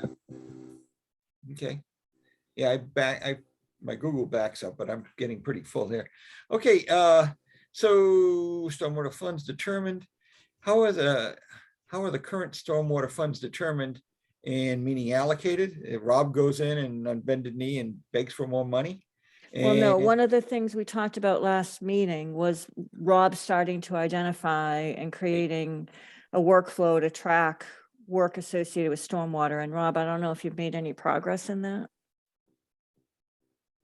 Unfortunately, with the storms and stuff, I haven't had a lot of time. So I haven't, but it's definitely on my radar. I just went through budgeting and so, but yeah, no, you're right. We've got to start tracking stuff to have an idea of where it's going and how we're spending it Right. and what So we're that's- asking for in the future for a utility. Right. Exactly. And you got to include your current administration cost, your future, whether materials, equipment costs, buildings. And if we're going to ask them for the town people for a utility, we've got to give them a lot of information that allows them to see and feel comfortable. And that would include some of the metrics that we're about ready to talk about. And the other part of it is Heather brought up a really good point. Not that she doesn't bring up a lot of them all the time, but there's going to be an emergency. We're going to have some sort of accrual, building accrual to deal with the unplanned emergency that's dealt with it, and that needs to be part of our thinking and planning. And so and the other side of it is last time we talked about the stormwater utility will become a separate function under DPW. Is that the intent at this point? Is that what we're thinking, Heather, or? And how do you make that a separate account? I would say, yes, that would still be the intent. But that's creating a enterprise similar to sewer. Yeah. Mhm. The sewer, like, and where the sewer that handles our flushing activities, or the sewer that handles the stormwater? No, the sewer enterprise fund is Sewer the sewer, enterprise, is right. this, yeah, so it Yeah. would be similar to the sewer enterprise fund. Correct. Okay. It would be a self-supporting entity, basically. So that would become part of the DPW function. Okay. Can stormwater fines be diverted to stormwater utility fund? That's kind of repeat. I jumped on the earlier one. And I think the answer is we'll take a look. Is that fair, Heather? Yes. Okay. There we go. Try to keep an eye on the time. Where am I? Okay, 8:22. Okay, there are MS4 requirements. Who owns the components of each one of these elements? And there's a ton of them in there. And Rob, you've given some pieces of it. And should we perform? The question becomes, I gotta say this: trust but verify. And I know you're signing them. And I know Rob is producing some stuff. But normally most operations have some sort of a review process that assures the timeliness of the data and the active costs. And so, and there's always gaps and there's always surprises. And if we're trying to continually move ahead, what kind of an audit function are we really performing on our annual performance report? And what about the other stuff that we're looking at adding? And the intent would be to make this available such that the town employee, excuse me, the town citizens could look to see how their money is being spent and where it's going. But they would ask, is this real, or is this just somebody pulling my leg and they're going to retire and they're not going to care about it? Should we be auditing this stuff? And then the question is, should be there graphs associated with each one of those pieces versus a simple yes or no? You know, are we going to give them a score? I don't know where you're going with this, Jack. Okay, we've Yeah, got Jack, I mean, in my view, when we get our annual permits, it seems to me our consultants kind of tell us how they think we did that year in complying with the permit and kind of give us areas where we may be able to improve and not, you know, in areas where we satisfy the requirements. So I don't know, having someone within the town administration or on the task force do it again makes a lot of sense to me. I would agree with Todd. okay, too. right. Me Right too. now we're operating in a pass-fail mode. Right? We don't really, all we know is we're passing, and I'm not so sure in some of the, you know, are we giving ourselves a little extra credit? If you want to get better, you go beyond a pass-fail. And does it meet the required outputs? And how do you measure those outputs? How do you confirm them? And so, you know, in my part of the world is we always came up with some sort of a numerical analysis that allowed us to tell us where we are within the control limits. You know, are we exceeding them, and to what degree? And if we're way exceeding them, can we pull them back and spend less money on this, or what? How are we doing? And I just think that the pass-fail approach is not conducive to making continuous improvement and being smart about how you're spending the money. So all I know is that you know, we've got. I'm just going to hit the last one: catch basin cleaning and the good housekeeping piece. We have to. Yeah, we've got 640 outflows. I'm just throwing that number out there. And how many of them are being cleaned?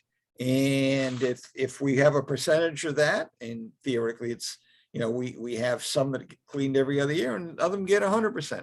Let And the me, last- let me, let me throw out a different approach, Jack. I Okay, understand sure. what you're saying, but what if we went with a different approach? What if we, as a committee, set some measurable goals or objectives that we want to achieve over a Mhm. period of time, and then measure ourselves as a committee you know, obviously the consultant is a piece of that. But for example, if you look at the information I sent prior to the last meeting, I outlined how many catch basins we have, how many were cleaned, how many out, I put that all in the memo Right. or the notes that I did. If one of the committee's goals, and this is an if, in my opinion, when you start a year, you should have goals and objectives of what you want to accomplish. And you've just set out a couple that I think are pretty big: identifying a grant clearinghouse, identifying the website, identifying for DPW to start tracking, implementing a system to start tracking the time associated with stormwater. If we want to quantify those type of goals, and if you want to include catch basin cleaning, achieve, you know, 20% cleaning or whatever, then I think maybe at the end of the year, you then measure on those goals. Is that what you're really trying to Well- to target? For sure, no matter what, yes, whatever, we're gonna have probably 50 things we want to do. And we've got to, once we understand our current state, we get a chance to determine what are the really important things, like catch basin cleaning, that, yeah, we want to know about that. Because then we're going to devote some of our energy to figuring out how to do that. So if all of a sudden catch basin cleaning is one of our critical measures, then we need to make sure that those in fact are being, you know, the measure that we're receiving is legitimate, not because somebody's trying to hose us, because maybe a component is missing or something is not tracking appropriately and it's not being looked at. So that's the kind of auditing I'm talking about, and verifying and trusting the number is going to tell us something, but we need to do a quick sample. And you don't have to look at 100%. I mean, I look at 15 points, and if I have a pretty good idea, I get to 30 points and I get a higher confidence level. So that's the kind of thing I'm just confirming the numbers versus, yeah, we're passing. That's to me not an acceptable piece. Well, and I agree with you. I mean, again, it goes back to the whole compliance thing, but I think that as a committee, if there are certain goals or objectives that we want to achieve, why don't we identify those and identify what our target is, and then measure where we're at from that? Like you said, we can't do all of these in 1 year, Right. but maybe the first year you pick, you know, these are our 10 objectives, these are our goals, and then see where we are at the end of the year. How much of that did we accomplish? Did we hit our target? Right. And So you know, what I want to do, Paula, is essentially we're collecting and reporting those, and it might turn out that we should go take a look at those that we're collecting, and that will become part of our priority list. It's just that we need to, you know, in this case, number of catch basins, 121, number of catch basins cleaned. I think that number may be a little bit light. It's a number of catch basins inspected. It doesn't tell me how many catch basins. Oh, is there total number of catch basins? 955. So we see how we're doing. Are we adding more? How is the cleaning going? What are we finding? You know, and somehow analyze that if that's what we're going to end up with, and just confirm that back. And so I'm looking for analysis as well as the number. And I want to just do a sanity check on that piece. But again, we're just collecting data, and I'm not trying to solve that problem. It's just I want to potentially, this becomes. can I suggest at the next meeting, we put goals and objectives for the committee on our agenda, and maybe we can identify specific things we want to work on this year? We can talk about certainly that, but I just want to get as much on the table as we can. And I think we're close to it here. I don't know. I'm discovering more stuff. Let me finish that, Paula, but I agree with you. Okay. That Okay. agenda, because we're going to add that on there. Okay. Public awareness. You know, we're depending on Todd to be the representative speaker for the selectmen. And I think, Todd, you agreed to that, right? Yep. Good man. Okay, so, and then there's other ways of creating awareness. I'm not trying to say anything, but we need to go back and look at what some of our other stakeholders are speaking to. And the interesting thing about it, there was what's the name of the town? I'm sorry, I'm having a senior moment here. But Ashland. Ashland, thank you. They've done something similar. And they identify the key stakeholders, their positions. We actually did a survey of the population at one of the town meetings, 4 years, 5 years ago. And we've got to be ready for their reservations, and we've got to sell the benefits. And then we need to find opinion leaders. So when we're creating this public awareness, we need to make sure we're getting to all our stakeholders, and we need to start figuring that piece out. So there's an example of a town that successfully pulled off setting up a stormwater fund, starting a stormwater committee. And I think that we might want to take a look at that. In fact, I'm going to send you the presentation from them.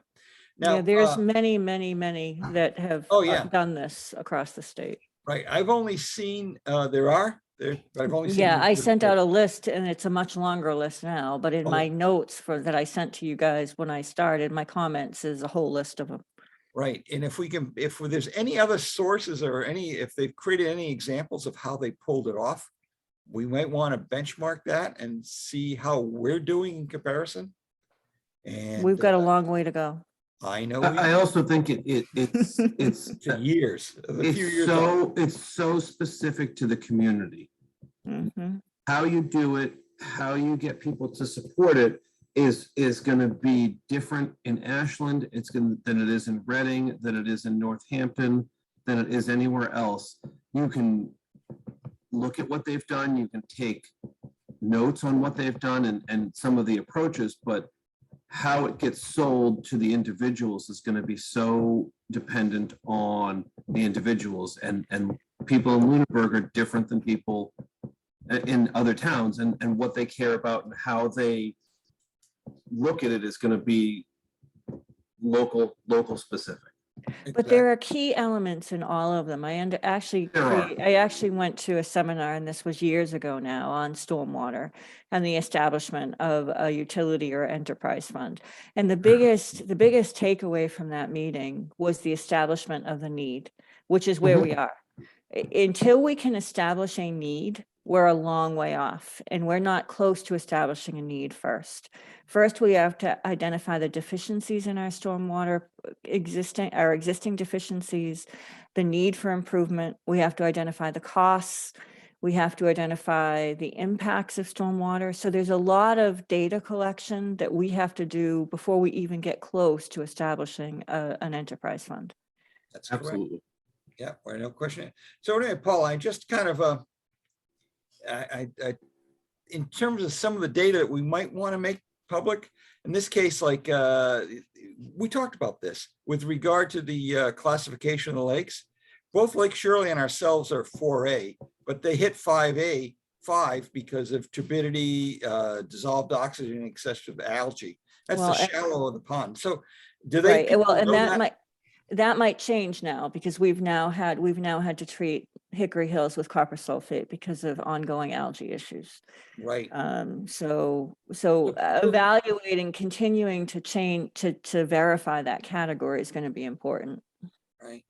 So we've come a long way. Back in 2020, William to Jack, we didn't have that many truly identified and being measured. And for that matter, by the way, Rob, I believe that the consultants or yourself are starting to identify the deficiencies associated with an outflow. Yeah, that was all done by our consultant, that Right. CEI.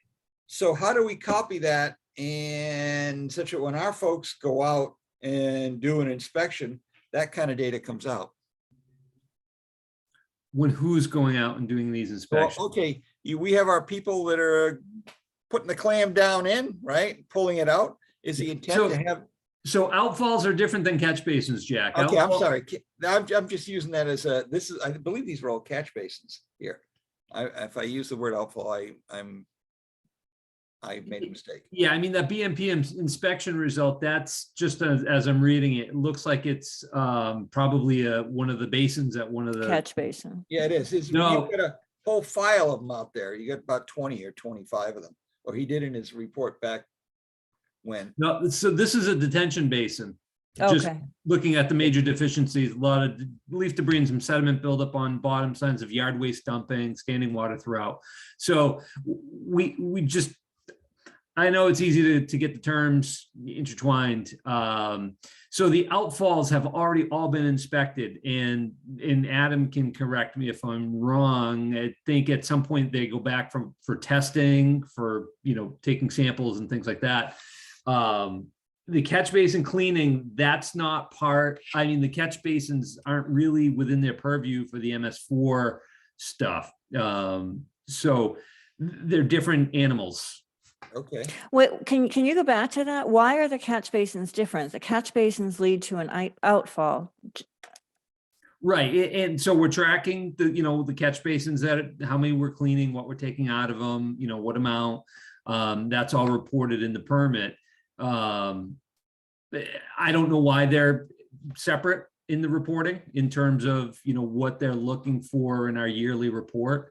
Because in the, I'm very curious, because the previous two reports that I've looked at clearly outline, you know, more than 75% full, you know, and they looked at every catch basin, needs follow-up, dry weather flow.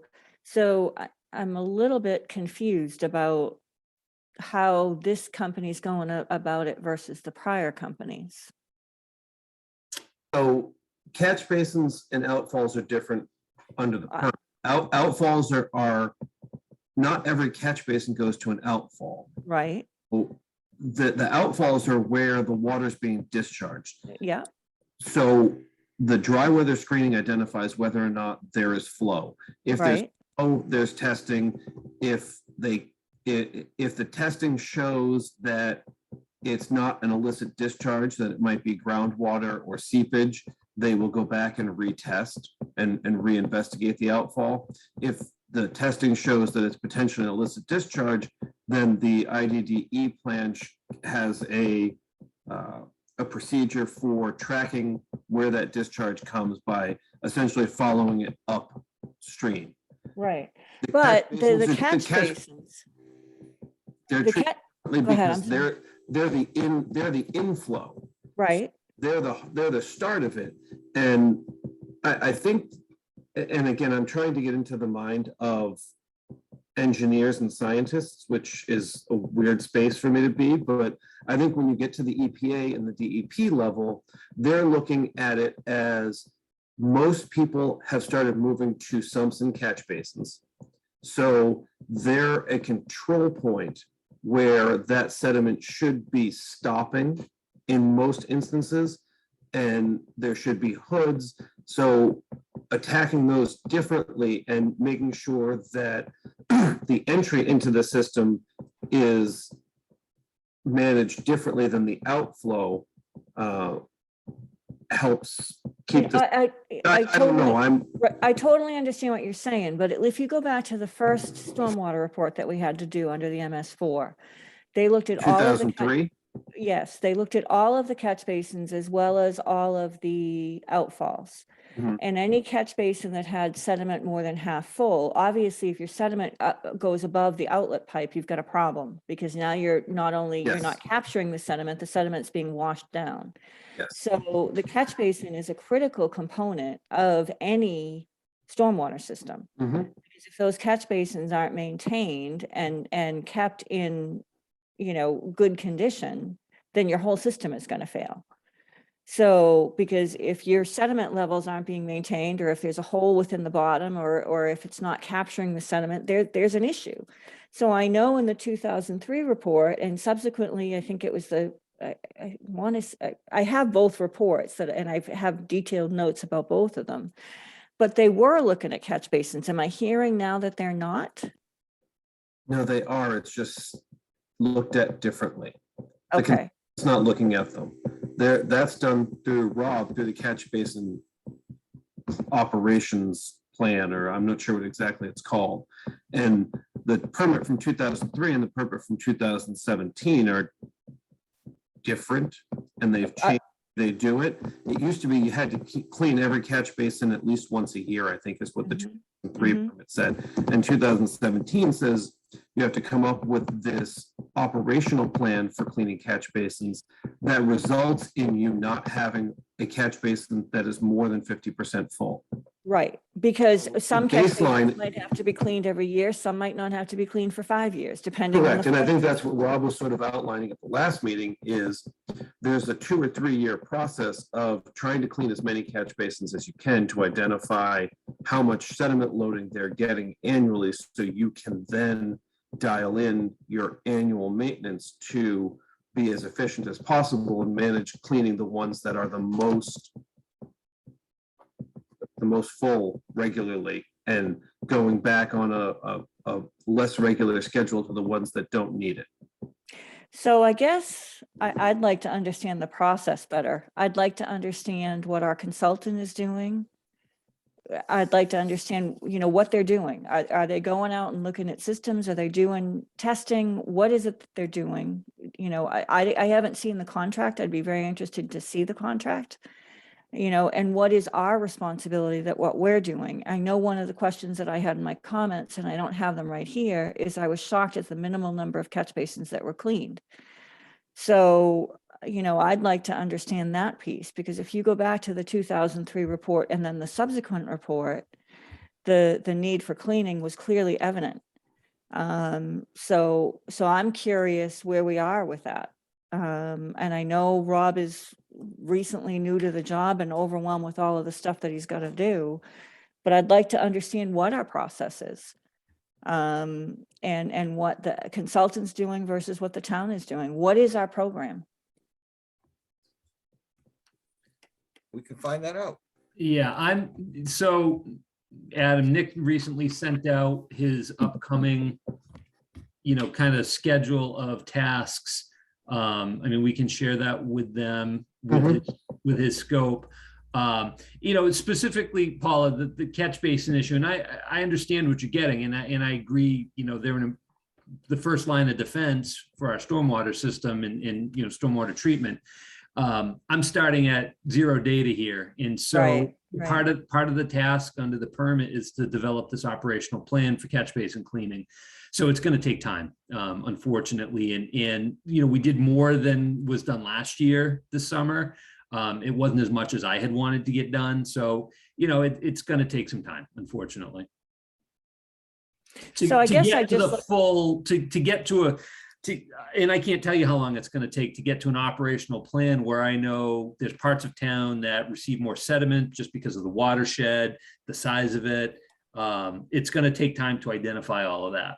And right now I have some institutional knowledge from my crew, but the way they went about cleaning in the past didn't lend itself towards developing this plan. They went about it in a way that didn't take any of that into account. It was just, let's get what's closest to the lakes because that's important, and then we'll work our way out. So there were parts of town that may be receiving lots of flow where they weren't necessarily cleaning it until they realized, oh, that catch basin's full, so we gotta do it.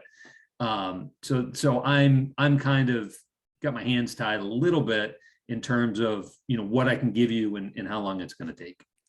Look, I just opened my notes while we were talking. In 2020, we have 955 catch basins.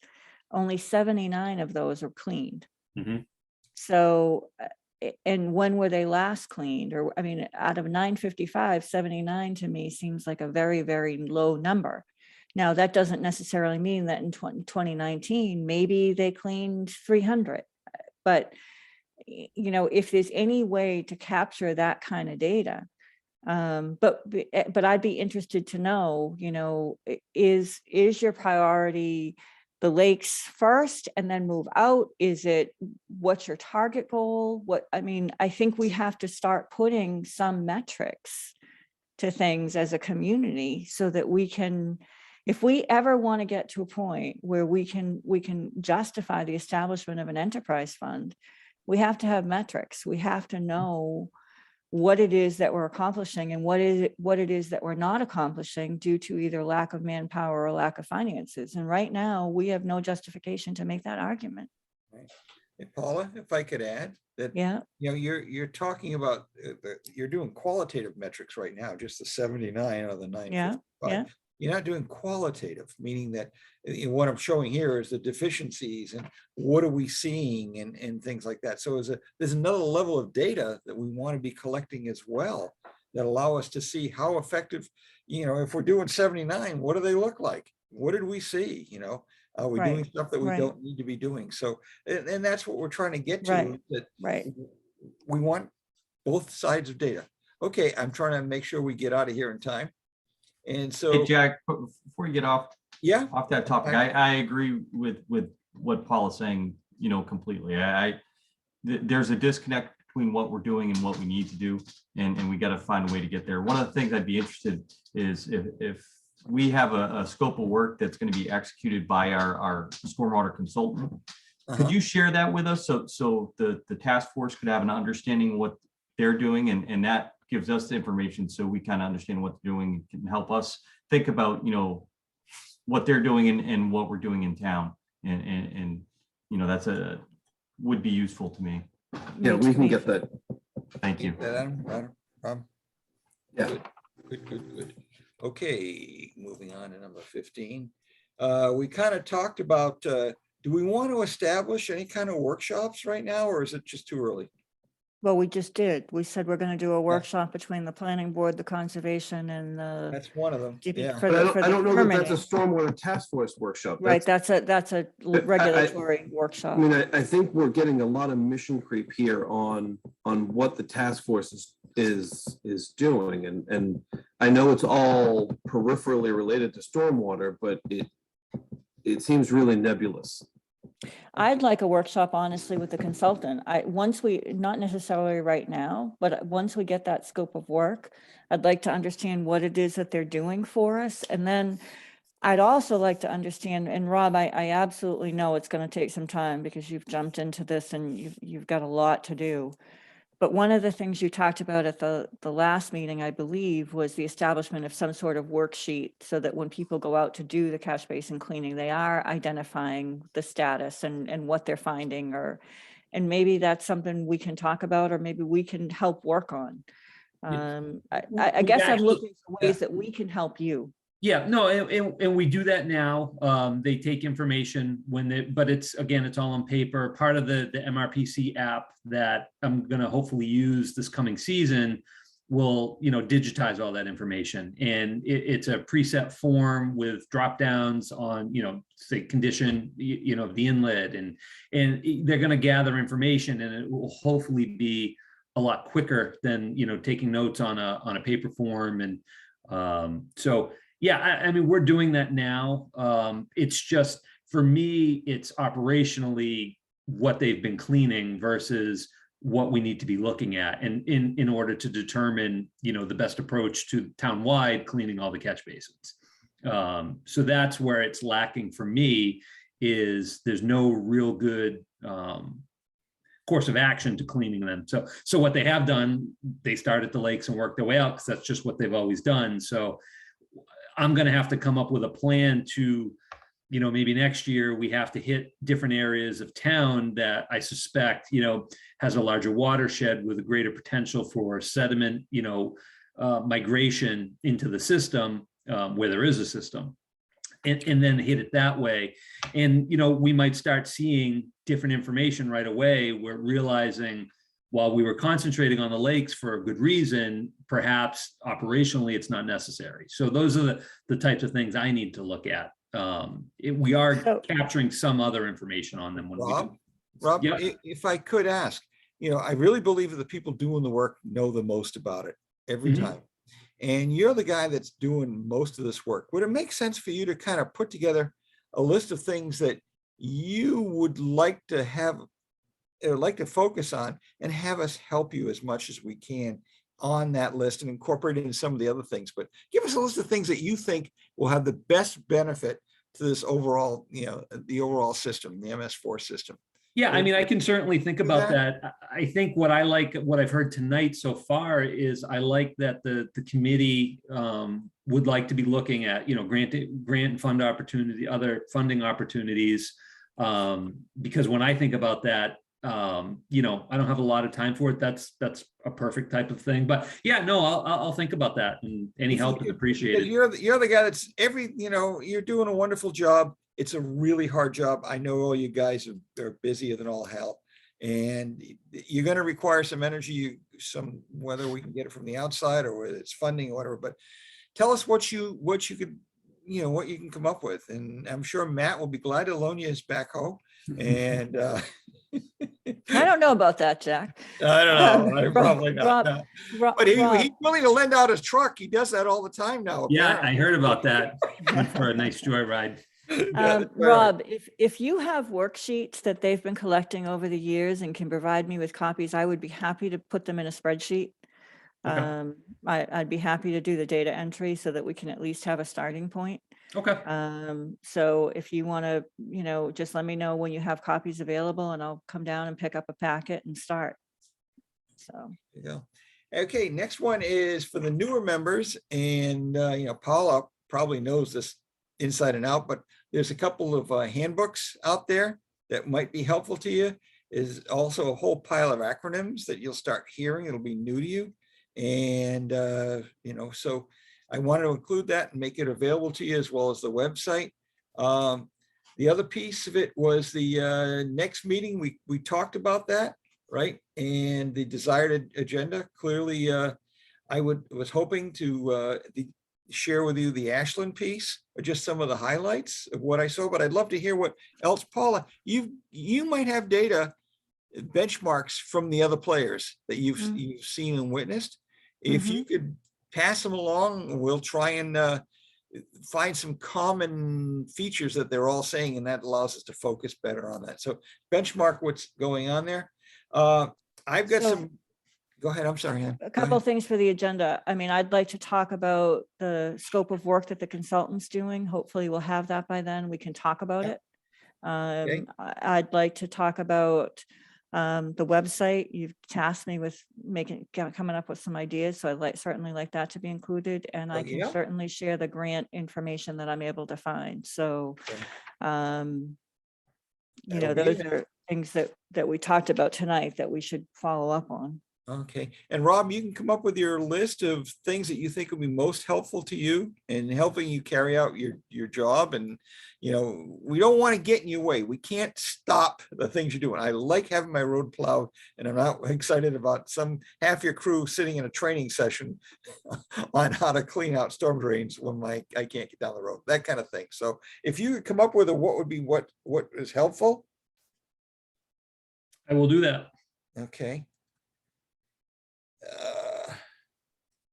Is there any visibility we can start getting into the whole financial side of the equation?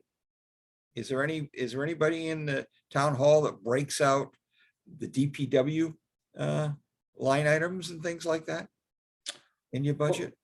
I mean, I have a budget that, in fact, it was just submitted. Heather and I will be discussing it probably next week. Yeah, I mean, anyone can take a look at it. It's what specifically are you looking Well, for? I'm interested in saying, okay, approximately out of each one of those line items, where are you devoting efforts? Where is the cash going? Is it going into stormwater? Is it going into the regular piece? And there are loads of ways you can come up with an estimate on that, but I think just getting an idea of what line items you're playing with, and then we can at least do some sort of proportional guesstimate in terms of what is currently being spent, and then that allow us then later on to say, okay, what else are we going to have to spend to do the things we're talking about, which we don't have a complete list yet, but it'll give us Yeah, I mean, in the current budget, again, this is something I have to sit down and do, which is estimating what is actually being spent on collectively all stormwater tasks, whether it's cleaning catch basins, replacing drains, street sweeping could tie into it. Those aren't broken down on a line item type level. And so that's something I have to kind of put together. Right. If we know right now, we know we're spending less than 10% or addressing less than 10% of our catch basins, right? So we can probably extrapolate some sort of number, whatever you come out with, saying, this is what we would have to spend if we start cleaning all those. So that's just a way of, we're just trying to get a sense of what the ground looks like. We're not trying to come up with solutions just yet, but Yep. that piece of information would be really helpful. We do have a stormwater line item, correct? Yeah, we do. There's a stormwater line item, and that's primarily geared towards the MS4 compliance. That's the consultant for the most part. Right. There's a smaller line item for drainage, and that's typically, I've used that for, a drain collapse, we had to replace it, or we had to fix a catch basin. More of the daily type of things. I don't have a line item for catch basin cleaning. It's in the highway budget. Okay. So that's why I'm saying, yeah, there are line items towards stormwater, but it doesn't cover the gamut of what the DPW does in terms of everything stormwater related. So if you could give us an overview of what was spent over the last couple of years on the stormwater line item, I'd be interested to know that. Okay. As well as the catch basin line item, or the drainage line item. Okay. And then understanding the budget for this year, what line items are potentially spent on stormwater, and then if we can start tracking this year, to some degree, to get an idea of the costs, that will give us the first step towards a financial picture. Right. Mhm. And the other side of it, Rob, there's some hidden costs that went along with it. Like we redid all the roads around the lake up here. And there was, we put berms in and we put other pieces in there that could conceivably be identified as stormwater activities. Yeah, I mean, we put in all kinds of berms, and typically it's related to stormwater because, you've got rainwater going down people's driveways from the street. Boy, I mean, if I tried to cover it, I mean, I'll try and come up with a list of everything we do. Give us a sense of what you think. Yeah. And I suspect it's bigger than what we think right now for sure. So, but the interesting thing about, we always try to get an idea of how much are we spending on this out of the 5 million or so has been spent on stormwater, and we could never really get an answer in terms of what they believe. But part of it was we didn't define it for them. You know what I mean? And guess what? A berm is part of stormwater. And so we need to just continue to explore that cost side, and what does that incur? What does that entail? So, And I don't know if you saw it, Rob. Heather late this afternoon sent out what she was able to find from Jack's breakdown. So we do have what was reportedly spent on stormwater. And I took a very cursory look through it, and it does seem to be stuff like berms, catch basin replacement, catch basin resetting, reconstruction, pool work, that kind of stuff. So that there is an accounting of what was done in that, and that might give a basis for extrapolating capital work on an annual basis over time with road reconstruction. Yeah, and Adam, I did see that, and to add to kind of what you're saying, so I think that was the accounting of the $500,000 that was part of the payment management plan.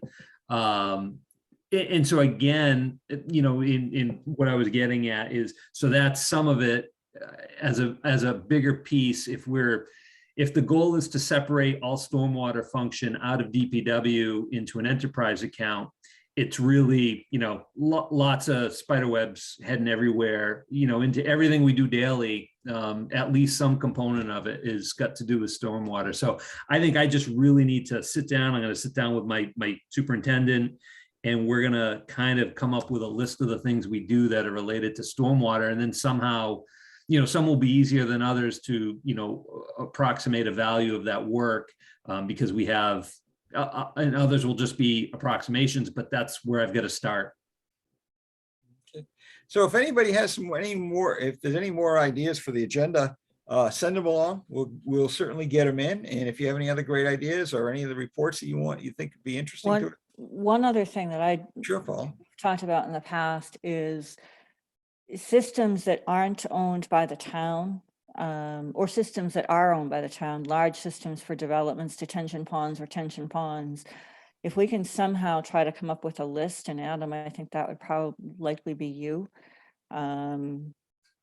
I think that would be helpful. And moving forward, we're now requiring the reports to be submitted annually, which is something we hadn't done before. But getting an idea of where those are and what kind of maintenance has been done on them, I think would be huge. It will take a lot of time, but for the first step is to find out where they are. Well, the consultant does do an annual BMP inspection of those facilities and has for 2 or 3 years now.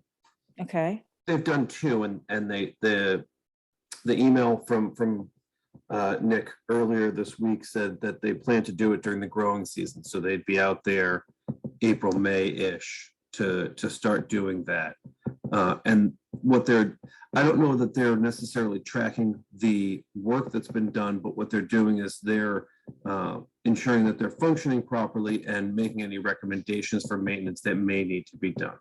and where does, I guess my question is, knowing that type of schedule from the committee perspective, Mhm. what Nick's doing, when he's doing it would be very helpful, because I don't know if anyone else got that email, but I didn't, but knowing. No, they're- that email just went to Rob and Heather and myself. Okay, You've all, I believe, been forwarded at least the BMP inspections. But I'd like to know, what is the work that they're doing and when are they? gonna- Yeah, and that'll all be in the Yeah. contract, and that's, So, Okay. and obviously what they find. Anybody else have anything else? I'm at 9:03 and my score is gonna go down if I keep you much longer. Okay, so anyway, any other comments from the members and such that we might consider adjourning? When are we gonna meet again? We don't have a date yet. Okay, so let's do that. I think well, we- our schedule is the third Thursday, Third Thursday of the month, so it would be which the would be the 17th. 15th, 16th, 17th. Yep. Right, so it would be, I 17th. thought we said the third Thursday, right? So it would be the Yeah. 17th. That's correct. And I'll be on the road, but I'll call in. I'm gonna be down in New Orleans.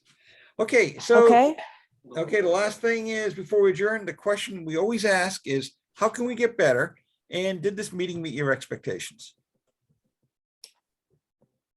Now, everybody gets to say yay, nay, overwhelming, based on the agenda. The agenda could be more focused. Okay, yeah, I think we have to have clear to-dos, and I think now that we have some, I think we've gotta Shoot Have for a- shorter, more efficient meetings. yes, exactly. You got it. Chuck. We Always a goal. hit 17 slides in 2 hours. It's better to cover 5 tasks or 2 tasks in depth in 90 minutes than right. it is to rip through 19 and have everybody's head spinning. Yeah, this is not untypical of trying to, when you first get started, trying to understand what the heck is out there and wrap your head around all that stuff.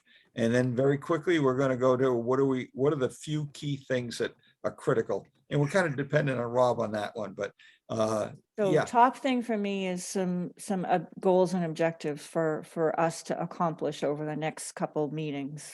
Yeah. And we have a few that I think we can accomplish and really start to delve into in detail. I'd like to delve into things more detail, like Adam is saying. I'd like to focus on a couple things and then maybe the next meeting move on to something else and try to go over with a broad brush. Right now, as I said, we're in a current state. We've got new members and we've got folks that have been around for 100 years, the old guys. And then we've got some folks that have a totally different perspective. So I think that, more focused agenda, clear to-dos and goals and objectives, but don't force the problem solving just yet. Let's No. continue the discovery. And we're Okay. discovering stuff. Like we've pointed out that we want to, the scope of the work, the website, the grant info, what will help. So one of the goals we've just we've just talked Yeah. about is understand what work the consultant is performing and what tasks the DPW perform. That doesn't necessarily mean we have a target, but that's our goal, is a clear Yeah. understanding of the process. And we're getting budget information and the systems that we own and not owned in terms of ponds, detentions. We've got new report requirements that you've indicated have come along. I don't know anything about that. And they want to hear specifically what the consultant's doing, and maybe you want to invite them in. I don't know. Eventually I do. Yeah. So that's what I've got so far. And when I finally get a chance to reading the minutes from Dawn, right, Dawn? Are you thoroughly confused yet? You Need the handbook. need a handbook. I need that handbook. I'm gonna get that handbook. Downloadable. So there's a lot of stuff going through, and we then we can start getting down into it, and Matt, hopefully, and John, you see some potentials where we're gonna need your help. And you, because you have all that perspective, you got real world perspectives. And so that's where we're going. So I will put something together, and it is 9:07. Sorry about the 7 minutes over. Motion to adjourn, I'm all for Second. that. All those in favor? roll call. Oh, Aye, Todd, Paula, aye. Aye. and myself, I. Rob, you want to stay around for longer, or are you just I'm going to bed. go to bed? Good Me night. too, me too. Thank you, everybody. Feel Heather, better, Good Paul. night, Heather, are you gonna throw us all out now? all right, good night, everybody. Good night, everyone. Very good. Night. Night now. Thank you so much. Bye-bye.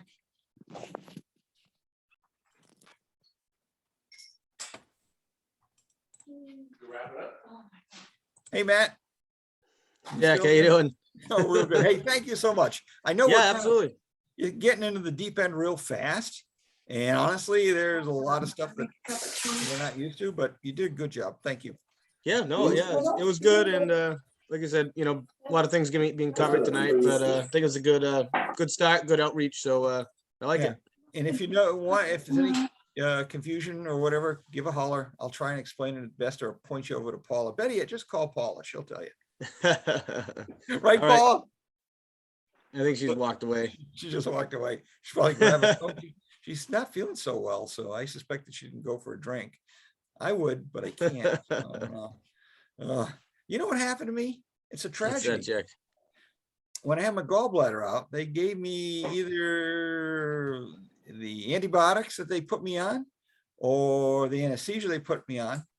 And I woke up, and a day later, after all that stuff, I went to have a drink and I couldn't touch it. It Wow. burned like hell. It hurt my stomach. And so it just like, well, maybe I'll wait a few days. Sure. And you know what? It hasn't gotten any better. No better. No better. Wow. I don't know if this is a curse or a blessing, but I do know that if Paul is listening, when she had her gallbladder out too, she had the same response to coffee. She had Really? Paul, you still there, girl? No, she left. Yeah, same thing with coffee. I kind of wish it'd been coffee. I had a wine cellar full of crap down there, and I can't. It's just sitting around for a while. And I'm Irish, Good. Matt. We're built for this stuff. It's a coping mechanism. Oh, I know. Oh, Hey, geez. Tom, how you doing? He hasn't closed it yet. Okay, so anyway, we'll talk to you soon. And All right, thanks. Jack. Okay, take care, guy. Yeah. Excellent. Take care. Bye-bye now. Bye now.